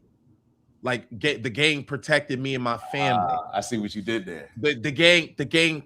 Look, I have no money. The gang put money in my pocket. Like I'm always gonna be a part of the gang. It's done so much for me. But then look at the type of way we get in these arguments when we talk about this subject. It'd be the same thing. Like look what it did for me. Look what it's changed me. It protected me when I was down, when I had nothing. People on the block, they came and picked me up. We like, damn, the same concept, same blueprint, same structure path, same hierarchy, different field. But Hold up, Gray. Hold up. Am I in my bag? Am I in my bag? Keep going. Yeah, so it's just like, damn, we're noticing that this structure past this, I won't call it a business structure, but whatever this structure is, it's like it really works in whatever field you go to, because as long as you seem as if you are helping or you're protecting the people that may have once been lost, then that's always the people that they seek after and get. They don't get the people at the top. You know what I'm saying? They never really get the people at the top, because like when you have the bread, all of a sudden you expect people to not be as religious. Like they're always doing non-religious acts, or people that got everything they need. They're always believing in something that we don't. They're like, what do they believe in? Science, or they worship the devil, or they have these weird ass parties, or like, yeah, they always doing some weird shit. But then it's like you always see the religion in a certain zone, and it's between low. I don't mean this to be rude, but it's between low class to like a certain class. And I'm not saying it's everybody, but if you just look at a trend, it just always seems to capture a certain group of people that have been through something, or going through something, or it caught them at a good time, and now they can't run away from it. They can't walk away from it because it saved them at a very vulnerable moment in life. And that's the part where it's like, damn, you can't speak. I promise, you would know what we were talking about, because me and Dak obviously have people that are affiliated with gang. If you speak to members of a gang, I swear on everything I believe in, it is impossible to get them to walk away from it unless they reach a damn near life-threatening situation, until they reach jail for 20 years, and then they believe in religion. Or it's something like that happens to get these people that from the outside, we're looking like, dog, why would you be banging, dog? This shit doesn't make no sense. Like, but I'm telling you, as much as we look at these gang people, we look at people that are part of cults, and we're just like, how did you, or they're with these bad relationships and they won't leave, or they're doing drugs and they won't stop, and you're like, what is wrong with this person? I'm telling you, bro, there's some type of correlation between all these fields, because it's like you can never get these people to see any other way. And then something happens and they do. It's like, speak to the person before they found God, and you're speaking to a totally different person. Then you speak to the person after they found God, it's a completely different person, but it's the same person. So it's so interesting, like, damn, how does this thing come through? And I swear, just come through and knock the fuck out of anything you've experienced and get you to just buy into something completely different. So I always find it interesting that some of the strongest, most polite believers, like think about like Islam and things like that, like a lot of people that go to prison for 10, 15, 20, 30, 40 years, bro, they come back believers. They pray in the thing. And I'm not saying that's a bad thing, because look, whatever the structure is, we always say, look, we're not against whatever it is. But I do notice that, like, damn, when you're forced to sit in a cell and you have nothing, all of a sudden you find belief in something. But when you had everything, you didn't look to believe then. Why do you always have to, why when there's solitary confinement is when you find God? Why is God never found outside when the oceans are crashing and the money's up, and when there's a smile of faith? Why do we always find the religion through something? Through an end of, I took my last needle. It took my dad out. Something happened and then you found it. But how come it's never there when shit is perfect? It always shows up when shit goes wrong. And then we correlate it to this, we attach to it because of the situation. And like, of course, that's what trauma is. That's what the being in a depressive state is like. You're going to always attach that emotion. It's like, if it pulled you, it's like I always say, like, I'm always indebted to Dak because Dak's always helped me in my worst times. I'm never letting that go. But think about that. Interesting. If you put it in another field, if I found religion at a tough time, I ain't never letting that go. So it makes you wonder, like, damn, is it something about, like, if I'm up, do me and Dak, are we as cool? Does that get to exemplify and show me that he's my dog and he's ready to ride? What about if those situations never come up? What about if I never go through a tough time? And does that get to show his muscle that he really is good? Or damn, he may never get that shot. And so it's like, damn, there's also a space for religion to fill into the gaps, because if you get to a very vulnerable position, then it shows up. Then yes, then we understand why these fights get where they are, and why, like, we just argue forever and then we just keep spinning the block. Oh, you muted up, Glenn. I wrote down some notes as you were talking, and you introduced the gangs. You know, is there really? I think what's so funny about it is, you know, we typically have conversations where we talk about like the intent of religion, like, oh no, that's just people that have been misusing it. Like that's not actually the foundation of it. People just have used it the wrong way, but that's not what it was intended as. And I always ask the question, is like, how do you know the intent? Like, what makes you say that was the intent when all these people came together who were the politicians of those days and times, and created this book, created this structure of what we now know as Christianity? But, you know, people have their beliefs. But when it comes to gangs, it's very easy for people to say like, yo, gangs are not good, right? Like, I don't think that nobody pushes back from right. that. Nobody pushes back against that. But you know what's so funny about it? We 100% know that gangs started with great intent. Gangs started, nobody talks about the breakfast programs, you know, that were born out of a lot of these gangs, the protection that it provided to a lot of these communities. Nobody talks about these things. So we know that the intent of gangs was positive in the beginning. That's true. But we judge it based on the actions and the impact that it's had on our neighborhoods, right? So why don't we use that same logic when it comes to religion, where we don't even know the intent, but we can know the impact that it's made on our world, and how it's created a lot of tribalism, created a lot of destruction, how it's been used to kill more people than maybe anything. Yeah. Gangs were not created to necessarily inflict harm on their people. It was to protect their people, right? Protect them from police. But we don't give the gang grace. But we don't give the gang grace. We don't give the gangs grace and say, well, it's just how these bad gang leaders are using it. Right, bingo. Oh, they're just using it the wrong way. Nobody has that energy, but we have that energy when it comes to something that should have a higher standard, I would think, than the gangs. So why do we hold the gangs to a higher standard than we do our religions, which is what's supposed to represent our path to God? Why do we hold the gangs to a higher standard and the way that they conduct themselves? And we're more critical of the gangs than we are of the religion based on the impact that the gangs made. We know the intent of these gangs was positive. We know it.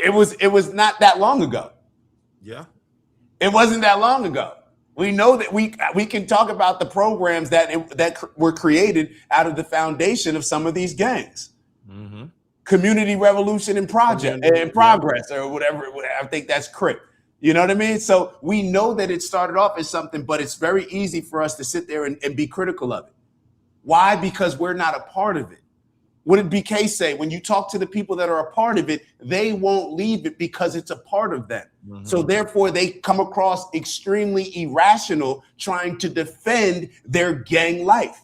Mm-hmm. What does that remind us of when we have conversations about religion? People get very defensive because they're in it. They're a part of it. It doesn't allow them to see it from our point of view, where it's like, yeah, that gang stuff is silly, bro. Mm-hmm. Like, that's not bringing any positivity to the community. Like, we're the nerdy guy with the glasses in a book bag going to school being like, dog, why y'all banging?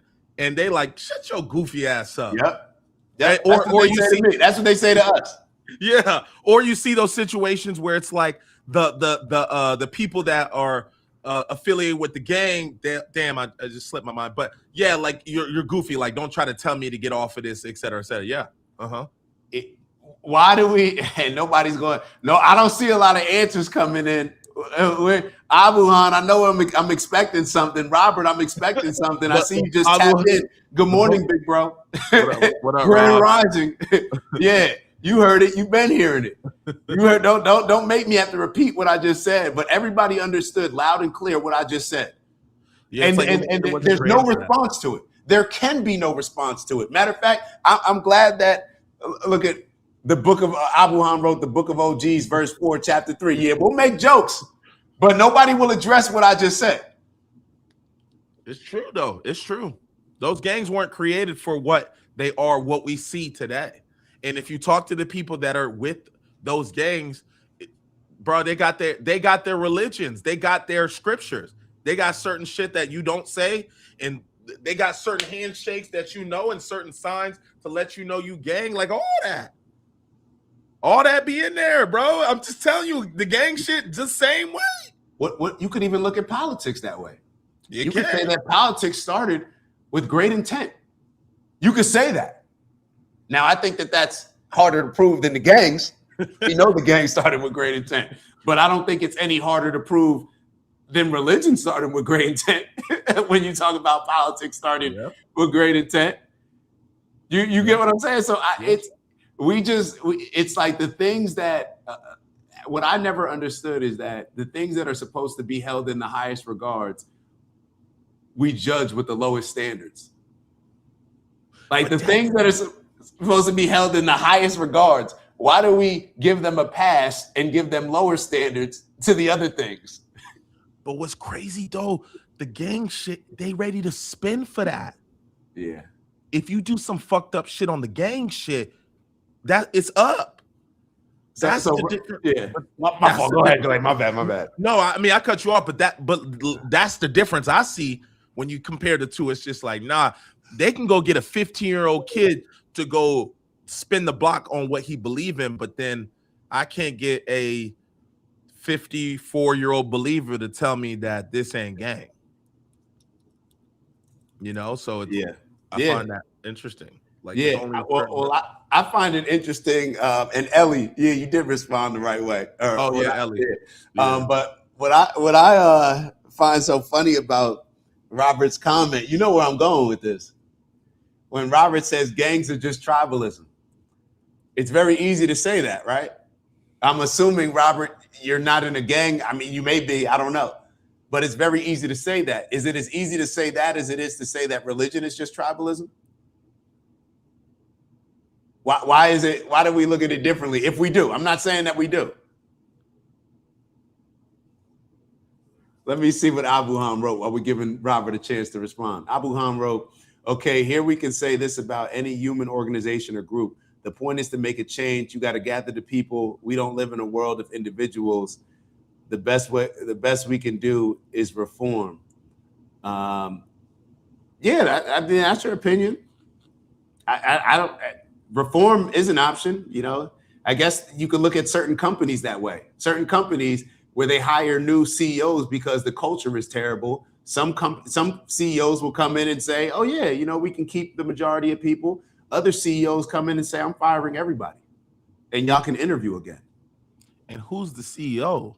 That's a good point. We need to talk to him. Yeah, how can you reform something? We don't even know who the boss is. I don't even know who to talk to. That's the issue. The boss left. Yeah, the teacher left, and y'all acting a fucking fool in the class, and certain people behind in the back like, yo, I'm not a part of what they doing. They doing some wild shit, but it's like, yeah, but the whole class gonna get in trouble for this shit if somebody don't say nothing. And it's easy to say, like, it's easy to talk about like reforming when we talk about gangs, but how can you reform something when the people benefit, like the people who are making the most money when it comes to Christianity, the people that are benefiting the most from it, they don't want to reform it. They don't see an issue with it. It's designed exactly, or they're using it exactly like how they want to use it to benefit themselves, and probably how they think that it was designed to be used. Yeah, I would argue that. Unc brought in a great comment. BMF, Black Mafia Family. If you know anything about them, if you know anything, the BMF, if you guys get up to like all gang activity, but like you were just saying, that there were so many people eating from that tree and benefiting, from cops to mayors to politicians to local businesses to neighborhoods.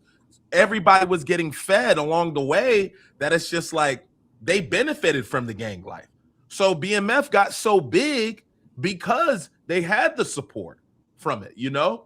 And BMF didn't get really whacked until what? until somebody didn't get paid or somebody didn't get handled it, and then all of a sudden the whole gang thing fell apart and fell down. So it's like, let's bring these same questions to the structures that exist to this day. How is it that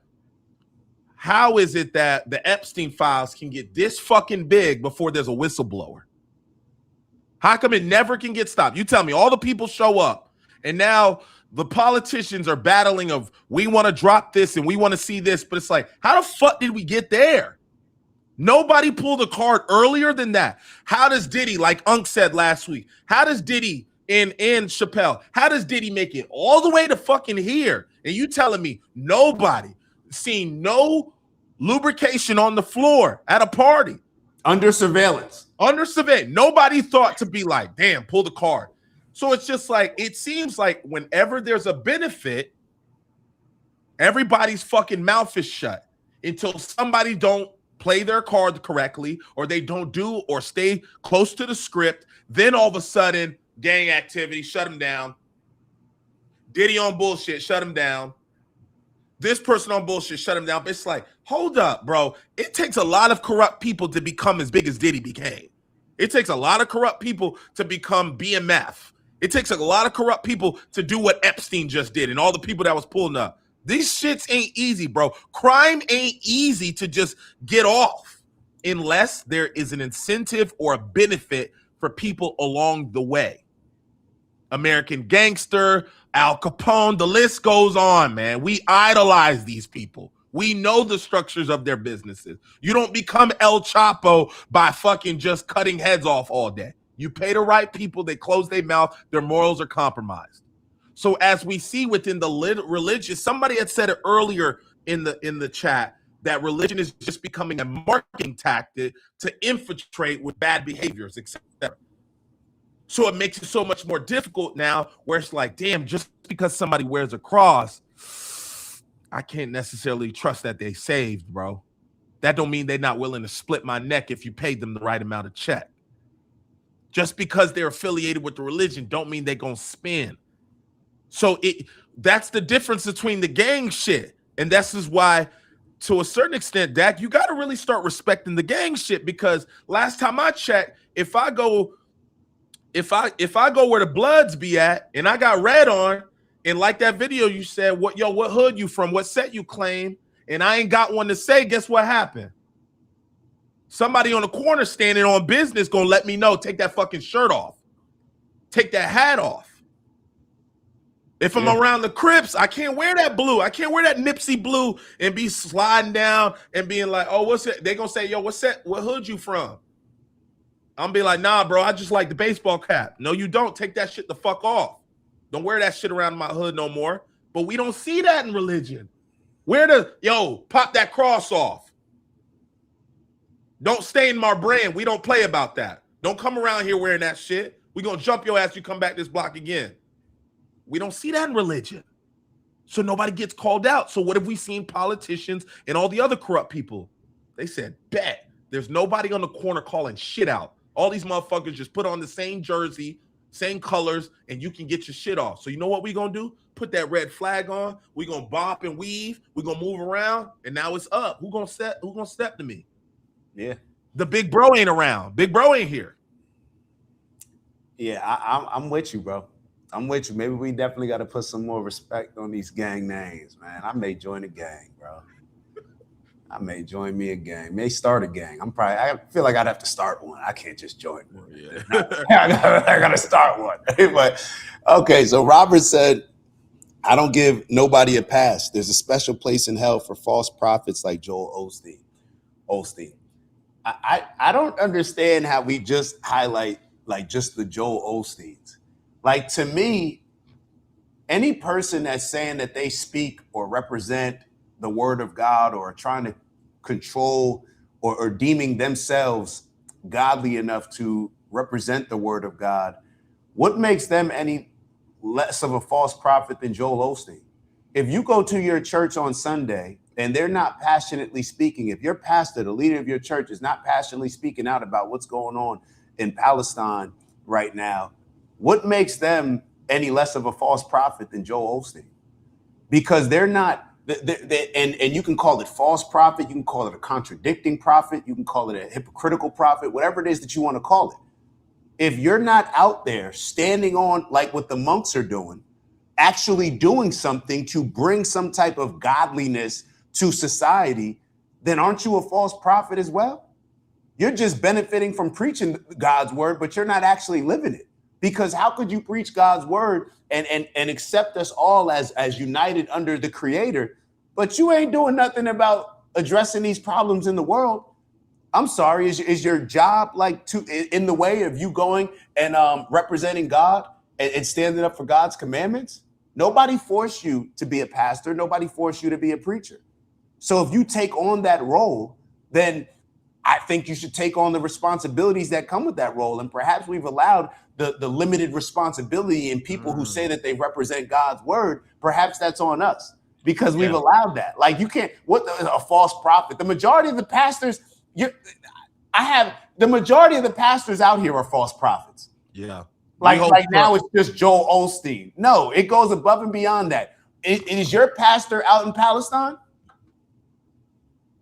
What is your pastor doing? Matter of fact, what movement, somebody tell me what movement your pastor is doing to stand up for the genocide that is currently being committed in this world. If there's a movement, put it in the chat. I'm sure a lot of us will be interested in supporting it. I only see the monks, bro. The monks, the only movement I see. So it's just like we pick and choose, bro. We pick and choose. We pick and choose. And I understand, and Professor said, I think Robert was giving an example that all would understand. Well, I'm giving an example and perhaps being a bit more critical of all these people that claim that they're putting on this God jersey. When you become a pastor, when you become a preacher, you're putting on that God jersey. Something should come from that. There's people that will die for putting on an NFL jersey, but people are allowed to put on that God cloak and don't have to, and nothing's expected from them. Yeah, you. It's like, I would sit here and say I don't get it, but I do get it. Yeah, I mean, why? If you ain't got to, why would you? Yeah, I do get it. If ain't nobody forcing me to do anything, then why would it? Yeah, I'm gonna chill over here. It's comfy. Yeah. Like, think about that. If you a pastor, like, you get the write-off, you get in your bag, they're going to worship you, they're going to bring that 10%. You ain't going to say nothing if they don't. When they cheating on their wife, you ain't going to say shit. You still going to be at the church talking about some, well, just because he did that doesn't resonate. Yeah, they're going to find a way. They're bombing your most holy site. They bombed one of your most holy churches. They bombed, Israel bombed one of the churches in one of that's the Holy Land. Israel bombed one of their churches. Whose church? The Christian? One of the churches was bombed in Israel. Oh, yes, okay. Israel bombed it. They struck a church. They sent a missile into a church. And pastors over here ain't going over there and addressing that. What could be worth it if you're standing up for God? What could be worth? What could prevent you from going over there and addressing that? If it's a job, then kind of like, oh, your job. Oh, okay. So the job, it goes job, then religion. Definitely. I just don't like. It's just very hard for me. I look around at what's going on in the world, and it's like when I hear people say that they're Christian, to me, I actually take that seriously as far as like, oh, you're saying that you live based on certain principles that are different than just somebody who's not necessarily Christian, right? So you're almost putting yourself on a platform by saying I'm Christian, right? I would hope. Now, look, I think some people may say not necessarily. I would hope that you did, though. We're hoping that that's the way I look at the religion. Break it down. Like, in the sense, like, I think people are going to be very humble. Like, oh, I don't think of myself as anything special based on me being Christian. These are just like, they don't like you. I think we're describing it. We're putting it on a platform, which is what I think we should do. But I don't think the people that necessarily would believe will necessarily put it on the platform like we're speaking of it. Do you think that's because they're not living it, or do you think? Yes. Okay. Yes. Okay. I think when you have to really, if you have to, like, if you really living like that, like there's certain, like, I don't know how, do you get is it about like a passing grade? Like, oh, as long as you're 70% or 60% Christian and up, like you pass, so you get. I don't know, and I'm not here to say it is or it isn't, but I am interested to how certain things don't fall in alignment, and then we're gonna use the I'm human, I'm not perfect situation. It's like, okay, well, it's just like you don't really get that, and like you can't just like go to your job and say, hey, I'm human, I'm not perfect, I'm late, this week, and it's just like not expect to be held accountable for being late or in business or in football. Like they hold these structures so it's just like, but it's just like the religion, and it's just like, man, but you know what, Dad? Maybe we giving religion too much grace. Maybe we're giving religion too much hierarchy. Maybe we're giving religion too much je ne sais quoi. You know what I'm saying? Like, what if we treat religion the way people treat it? Fuck it. Yo, It's not even that, bro. It's just honestly, we care too much about framing. When it comes down, I'm tired of trying to act like Santa Claus is real, bro. At the end, I'm tired of it. I told myself in 2026 I was just gonna be my truest self, and I'm tired of it, bro. I'm tired of it. I'm tired of walking around acting like Santa Claus is real, bro. Don't tell me God is real. Don't tell me all this stuff if you're not willing to live it. If you're not willing to live it. I'm just tired of fake people in general. I'm tired of people that join organizations for different benefits and act like they're doing it for this reason. Like I'm just tired of it, bro. I'm tired of it, and I gotta call it out as it is, bro. Go out there. Go help your brothers out. Go help out humanity. You see the death and destruction that's going on. Go out there. Show me you're a true Christian. Show me that you're willing to do what your Messiah did. Show me that. Other than that, bro, I might as well put money under your pillowcase because it's just believing in the tooth fairy at that point. It's just you believe in it. If you know God is real, if you know that your religion is real, then go over there and stand up for it, bro. Like do something. Don't just tell me about it in the chat. Like, oh yeah, verse 2, James 3. Like it's got to be a little bit more than that.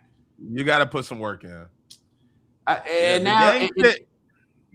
So basically, I think to sum this up, you telling me basically gang shit stand on more business than religion, but they trying to copy gang shit. Religion's trying to copy gang structure, but they're not willing to do what gangs are willing to do for what they believe. I think gangs have more invested people that have more skin in the game than a lot of people when it comes to religion. If that's what you're asking, I don't know if that's what you asked. What I wanted to do. Okay. Yeah, that's what I wanted to do week. So yeah, I stand with that. I believe that the Crips and the Bloods have a better structure, and like they can't even. But I'm not talking about Islam. Hold on, what? I'm not talking about Islam, and I'm not talking about Judaism. Oh, just Christianity. I'm really just mainly talking about Christianity because at the end of the day, when it comes to Judaism, I disagree with their principles. But they go hard for their religion. Like you can't, I see what you mean. Yeah. Like I disagree with them going up there. I disagree with the principles of the Old Testament. Like I just disagree with it. But I respect in a lot of ways the fact that people are standing on it and they clearly believe in it. You know what I'm saying? Like there's a certain level of respect there. Same thing with the Muslims or with a lot of Muslims. They stand on that. That's why they have that's why that's the biggest beef. Because they both willing to stand on stuff in a different way. They ready to spin. They willing to stay. They willing to take it there. They're willing to take it there. So it's only Christianity. I don't know, bro. I don't know. I'm just going off what I'm observing, bro. I'm just going off what I'm observing. And I'm not even saying that. And what's funny about it is I'm not saying that Christians need to go over there and take up arms, but perhaps Christians need to do what Christ did. Perhaps there needs to be some sacrifice in order to produce some better results. Perhaps people need to be willing to die to produce something better for the people. Perhaps people need to go into a situation knowing that other people are trying to fire at them, trying to kill them, and just, hey, I'm here to save humanity. I would respect that. Your YouTube channel is fucking cooked. I would respect that, bro. It's just, you want to know why? Because I'll be real, bro. Nothing is ever going to take precedent over my principles and morals, bro.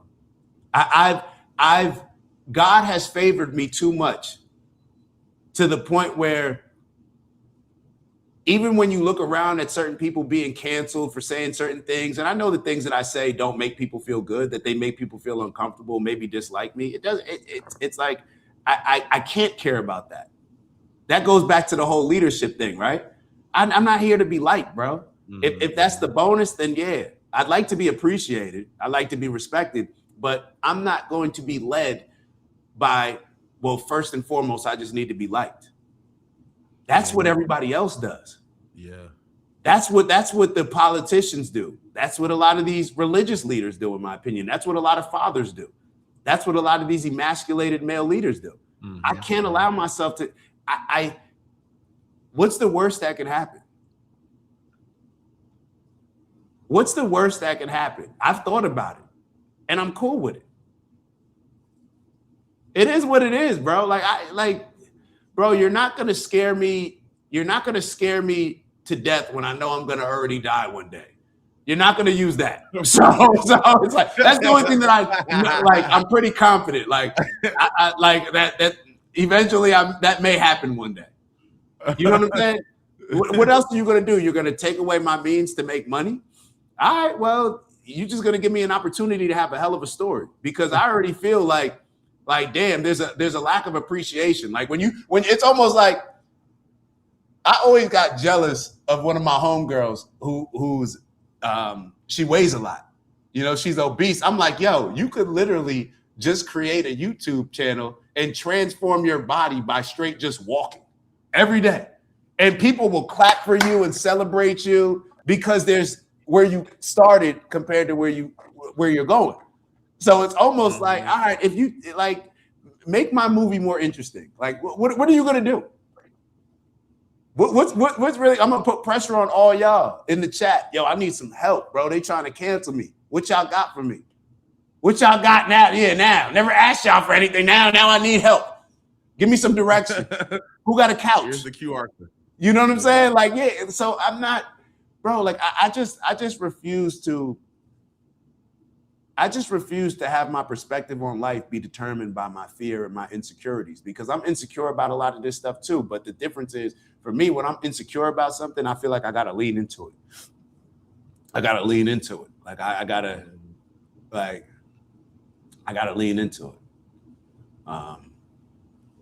To each their own.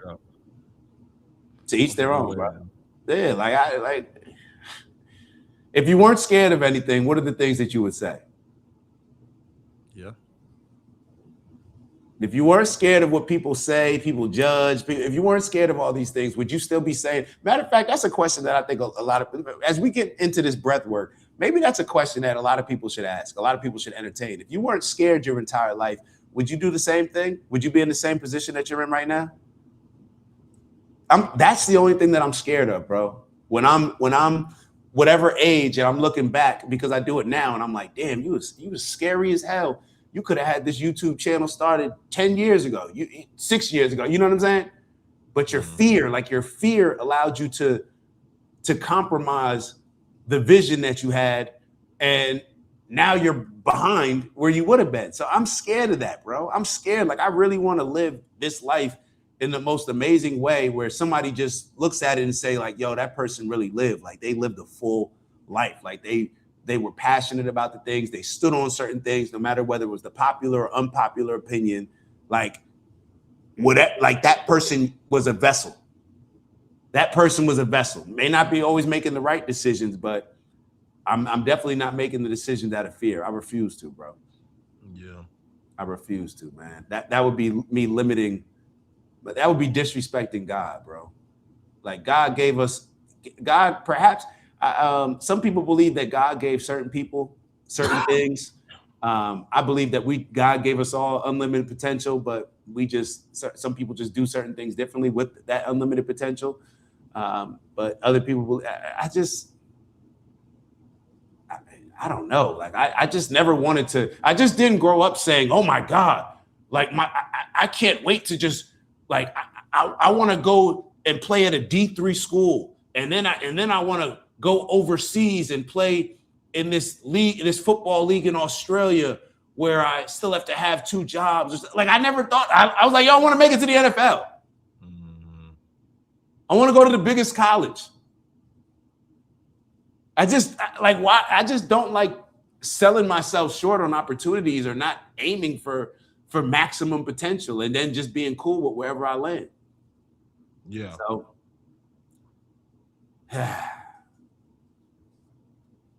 So let me ask you this, Robert, and then we'll wrap it up. Since you wrote it, not me. Jesus said there is no Jew, there is no Gentile. We are all the same. If Jesus said that, then why doesn't everybody have the VIP pass into heaven? Why doesn't everybody get accepted into heaven if we're all the same? You said that Jesus said there is no Jew, there is no Gentile.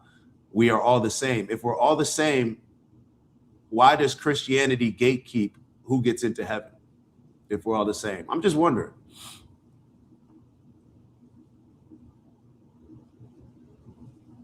May take him a second to write back. Right. Yeah.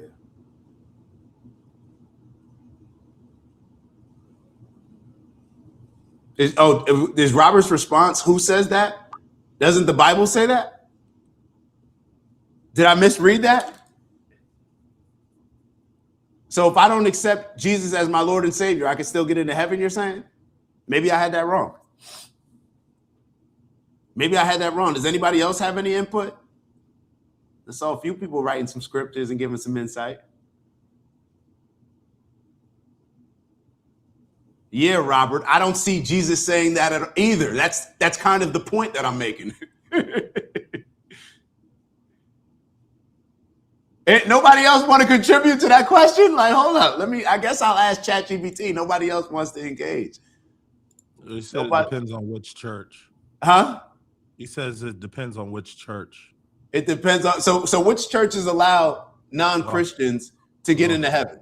That's my question. Which since it depends on the church, what churches allow non-Christians to get into heaven? I would love to explore those churches. I may join.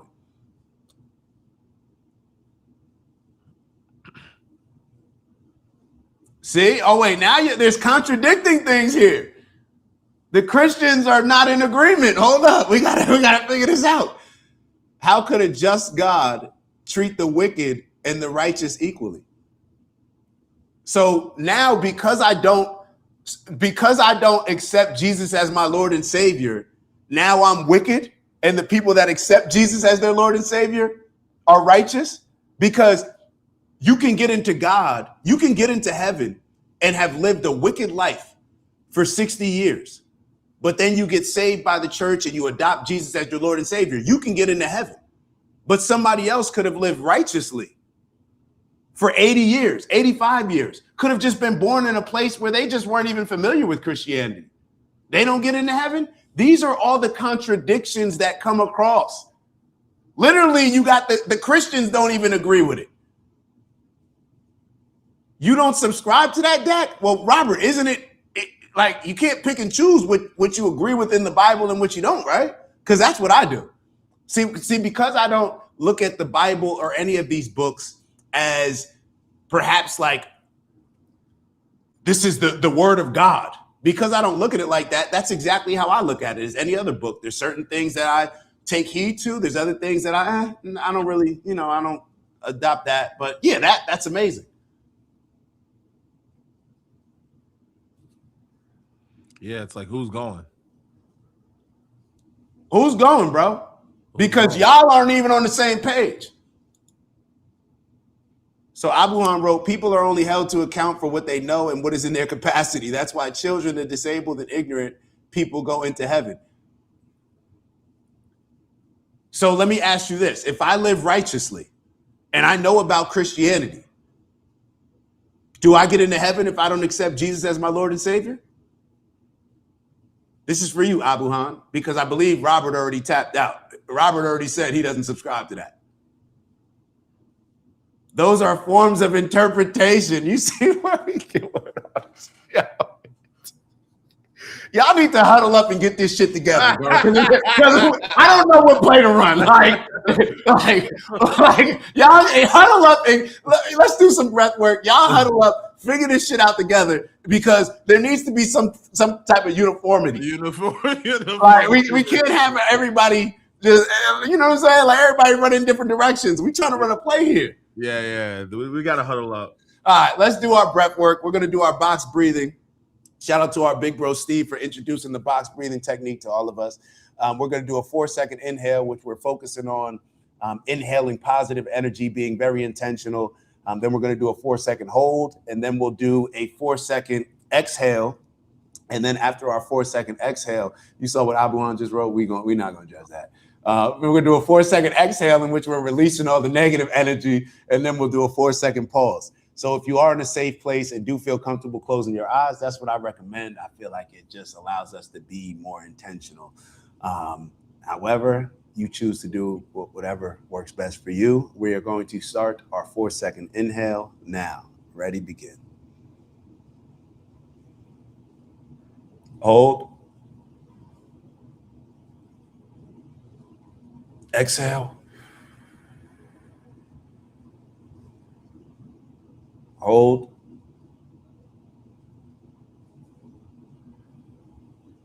Inhale. Hold. Release that negative energy. Hold. Inhale positive. Hold.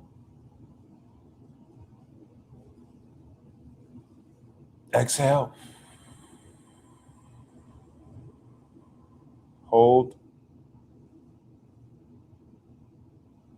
All right, keep holding. We're getting ready to be very intentional on this last round. Inhale that positive energy. Ready, begin. Hold. Keep holding. We're getting ready to release the last bit of that remaining negative energy. Let it out. Damn near spit. Hold. All right. All right. All right. Oh, man. Oh, Abu Han's Muslim. Hold up. So that makes the conversation even more interesting. So I thought we knew that. So hold on. But if Abu Han's, but I asked a question regarding Christianity, but Abu Han answered. Oh, that's why he was Christian. Yeah, like he answered as far as whether or not people are allowed to go to heaven if they don't accept Jesus as their Lord and Savior. So Abu Han, you're right. Muslim, there are more standards as far as being held accountable to certain things, but that's not the case with Christianity. Mm-hmm. Okay. Jesus, and I don't know why we trying to. Look, man, Jesus is Lord. Jesus Lord. Jesus Lord. Like Christ is King, man. Let's move it up. Let's move on, yo. Y'all know what it is. Y'all know we come here to do elevate on purpose, both from an intentional standpoint, raising our standards, becoming some free thinkers, man. Step outside the box.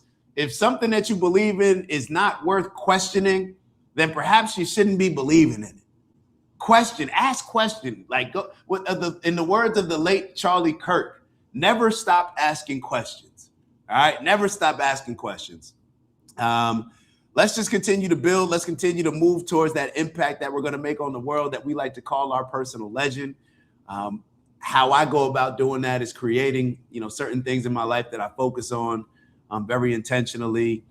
That's what I describe as what's in my bag. Those are the things that I'm focusing on throughout the day, throughout the week, throughout the month that are going to make sure that I'm as efficiently as possible moving in my purpose as I strive for purposeful abundance, moving with the right trajectory. So the things that are in my bag, peace, love, happiness, health, wealth, and in everything we do, integrity. And we got to add the balance. And Glay, you had something that I think you threw in there last perspective. Perspective. Yeah. Word of the day, word of the week, word of the year, 2026 perspective. And I just want to reiterate, this is just all opinions. I love everybody. I want everybody to live in peace and harmony. My Jewish brothers, my Muslim brothers, my Christian brothers, my Jewish sisters, Christian sisters, Muslim sisters, everybody, and everybody who maybe wherever you are along your path, whether you don't believe, whether you believe, it doesn't even matter. It doesn't even matter. We're all united here under some type of framework. And I think that we can unite under that golden rule of just treating others the way that we want to be treated. And perhaps that should take precedent over a lot of other things that we believe in if they're not encouraging us more to adopt that way of life. Glay, you got anything for us? Glay. Today I felt like was a good convo, but I say this every day. So another chip in another step forward. There's nothing wrong with saying that every day. Okay, I didn't want to sound like a broken. Shoot, I say the same thing ending every day too. Hey, it was a great show, hell of a show. Yeah, another good show, another good conversation, another good community, and just in our pursuit of finding the truth, as Steve would say. So, I just we continue to have more and more transparency, more and more dialogue. Time out. Nope. Dak, it sounds like you have been exposed to a lot of false prophets. There are Christian denominations that don't believe that Christ supersedes everything in the Old Testament. Robert, I already asked you a question as far as what churches. You said that there's some churches that allow people who do not accept Jesus as their Lord and Savior to get into the kingdom of heaven. I asked you. And now you're telling you didn't answer that, but now you're telling me that I've just been exposed to false prophets. Like, what can you explain that? What is a false prophet? Ask Robert. I don't know. I throw a lot of people in there that probably Robert doesn't throw in there. Oh. But you probably get a better answer from Robert. Why is ignorance or your experience? Why is it like you said, Glay, earlier? Whenever you talk to somebody in a gang or you talk to somebody in religion, they usually tie something in their life that happened, that they went through, that makes them stand firm in their relationship with their religion, right? Or their gang. Mm-hmm. Why is it that we don't extend this same thing that Robert said to me? Dak, it sounds like you've been exposed to a lot of false prophets. Why do we not look at other people like that? Well, hey, Robert, it sounds like you just went through something. And because you went through something and you were leaning on Christianity at the time, that's what you attribute to you getting through that type of situation. Like, why don't we extend? You give it? I hope I'm explaining it correctly. Yeah, I think I see what you're saying. Like yours is automatically false prophet. Yeah, why is mine automatically false prophet? but his is like it's Bible. Yeah, this is the same thing yesterday. You need to read more of the Bible. You need to learn more history. Dak, it sounds like you've been exposed to false prophets. Like, all right, I compared to everybody else, I guess my luck has just been. I guess everybody else get it. Yeah, I guess everybody else gets it, and it's just me. I guess everybody and Abu Han said, Dak and BK, try reading the Quran. You might be surprised. I don't think I would be surprised at all. I don't think I would be surprised at all. I think that I would appreciate the Quran like I appreciate most books that I read. There's certain things that I agree with. There's certain things that I may not agree with. There's certain things that I may hold closer to the heart than other things. But always there's a lesson to be learned. And I don't know if I've ever read a book to where I didn't walk away with a value. So with a return value. So I don't think I would be surprised at all.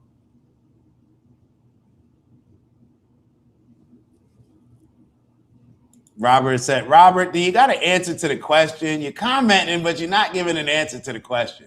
You made the statement earlier that there's some churches that allow you to get into the kingdom of heaven without accepting Jesus as your Lord and Savior. Now, if you just said that and you don't know, then just say that. I come up on here and say it all the time. You told me that I said that I didn't know that there were churches like that. You educated me, but you can't just say it. You got to actually show it. You can't just make these statements and then just move on to the next comment. Quick question. Do Christians and Muslims align? Like, do they have beef or they're cool? They're more so aligned with each other than Christians and Jewish people. However, it just kind of shows you that religion doesn't matter when it comes to religion. It's still politics. So most Christians, like you hear this term Judeo-Christian values, right? When there's nothing similar about the Old Testament and the New Testament. The Old Testament is basically the Torah, the scripture of Jewish people. The New Testament is the New Testament. That's Jesus coming out, right? So that's a different way of living. When you say coming out, like what? Coming out the tomb? Where he coming from? Jesus' teachings. That's how I understand it. Now, somebody I'm sure can update me or correct me on that, but that's how I understand it. The Old Testament is the Torah. So what was your initial question that you asked? Oh, well, I didn't know if do Christians and Muslims are cool. It just goes to show you how politicized religion is. Because the fact that Christians are standing with Jewish people instead of standing with Muslims, just from a ideology standpoint. Oh, Jewish people don't respect Jesus. Oh, that's when you said they be spitting on the Christians. Yeah, they don't respect Christians, but Christians love supporting Jews. But then they don't respect Muslims. And when I say Jewish people, I'm not talking about, I'm sure people can name one person that, oh, well, my Jewish friend, they respect Christianity. Yeah, but as a culture, it doesn't. Okay. Just like I could sit here and say that, no, there's black neighborhoods that are not violent and successful. There's one in Maryland. Like that. Yeah, that doesn't describe the dominant culture. Oh, Abuhan says we align more than Jews. Okay, that's what you said. That's what I'm saying. Yeah. Yeah. So that's what I'm saying. Like nothing, I don't think I would be that surprised, with Islam. Muslims, Christians align. Jewish don't align with them, or Jewish don't fuck with them, or like explain to me where the Jews land. In my opinion, the Jewish culture, they just look down on everybody else. And based on a lot of these religions, I think a lot of Christians look down on non-Christians. I think a lot of Muslims look down on non-Muslims. But I think Jewish people, what they're following is just more ruthless than the New Testament. Like it's that if I have a playbook, if I have two different playbooks, and this playbook tells me one thing, you know what I mean? Like, let's say I'm coaching one person and you're coaching another person, BK, right? Mm-hmm. And my playbook for the person that I'm coaching is telling them like, yo, you could use weapons, you could do whatever. Like, it doesn't matter what you need to do. You go to whatever extent you need to win, right? And you're coaching somebody and saying like, hey, we got to play, these are the rules, you got to, even though there's not, it's kind of just a gentleman rule type of thing. When those two dogs get in the cage, what do you think is going to happen? Who do you think's walking out of there if somebody throws a piece of meat in there? That first one. The first one. Yeah. So that's why I say, like, I'm not surprised that Jewish people have a lot of power in this world. Oh, and Finn says Islam acknowledges Jesus, BK. The Jews don't. Jews don't acknowledge Jesus. Right. And that's what's so funny about, like, here, it kind of describes how passive Christianity is, because here you have this country that was founded on Christian values, but they've completely allowed people to act as if it was founded on Judeo-Christian values, even though the values completely contradict each other. Like, Bloods and Crips have more in common than Jews and Christians. Damn. It's not even close. Not even close. GDs and BDs, they got more in common with each other.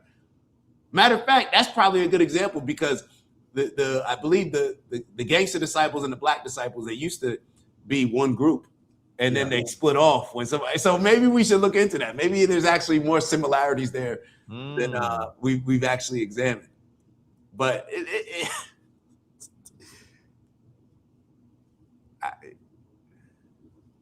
I'm smiling because I'm like, I don't understand. Like I feel like when we have these conversations, the things that I'm saying are coming across as like radical. And I don't know how they are. Like, Yeah, you know what I'm saying? Like, I I'm just don't get picturing the- somebody hearing this. Yeah, I don't get the radical. I get the. I mean, there's questions. I would think that a lot of people have these same questions. I find it so interesting how nobody has these questions. Like like you get questioned more about, and I don't know, so I am ignorant to a lot of this stuff. But you have more questions about this stuff, and I'm just like, damn, okay, that's interesting. Let's see what the other side says. And I'm like, damn, they don't like, they get defensive. I'm like, ask them, bro. Ask them. Like these, bro. I've been having these. Like when I was first learning about this stuff, that's exactly what I was doing. I was asking questions, applying pressure, calling up pastors. Oh, you Christian? Call your pastor, bro. I got some questions because my pastor, he ain't answering them. So let me ask you. I'd be on three-way. Like my homies when I was living in Canada, they like my roommates, they were very like super Christian, like wake up early, they reading their Bible. So we would have a lot of these conversations and debates. And one of them was Adrian. You know what I'm saying? Yeah. Who you know is very serious about his faith. Yeah. So I would be like, we'd be on, even when I'm back in Jersey, they'd be calling their pastor and putting us on the phone together. And by the end of the convo, I hate to I didn't lose. If there was a winner and a loser, I feel like I didn't walk out feeling like, matter of fact, I walked out feeling disappointed because I didn't really look at it as a win-or-loss at that time. Maybe I did in some ways. The ego definitely makes you look at a win-or-loss. But I honestly, initially, or it got to a point where I was actually hoping that somebody would give me some type of information that would clarify a lot of these questions that I had. And nobody ever, you can't. Unless I choose to be willfully ignorant about a lot of these contradictions, especially when it would be when the pastors were trying to defend the Old Testament. And I don't even know why. Like, based on my understanding of Christianity, I don't understand why any pastor would defend what's going on in the Old Testament.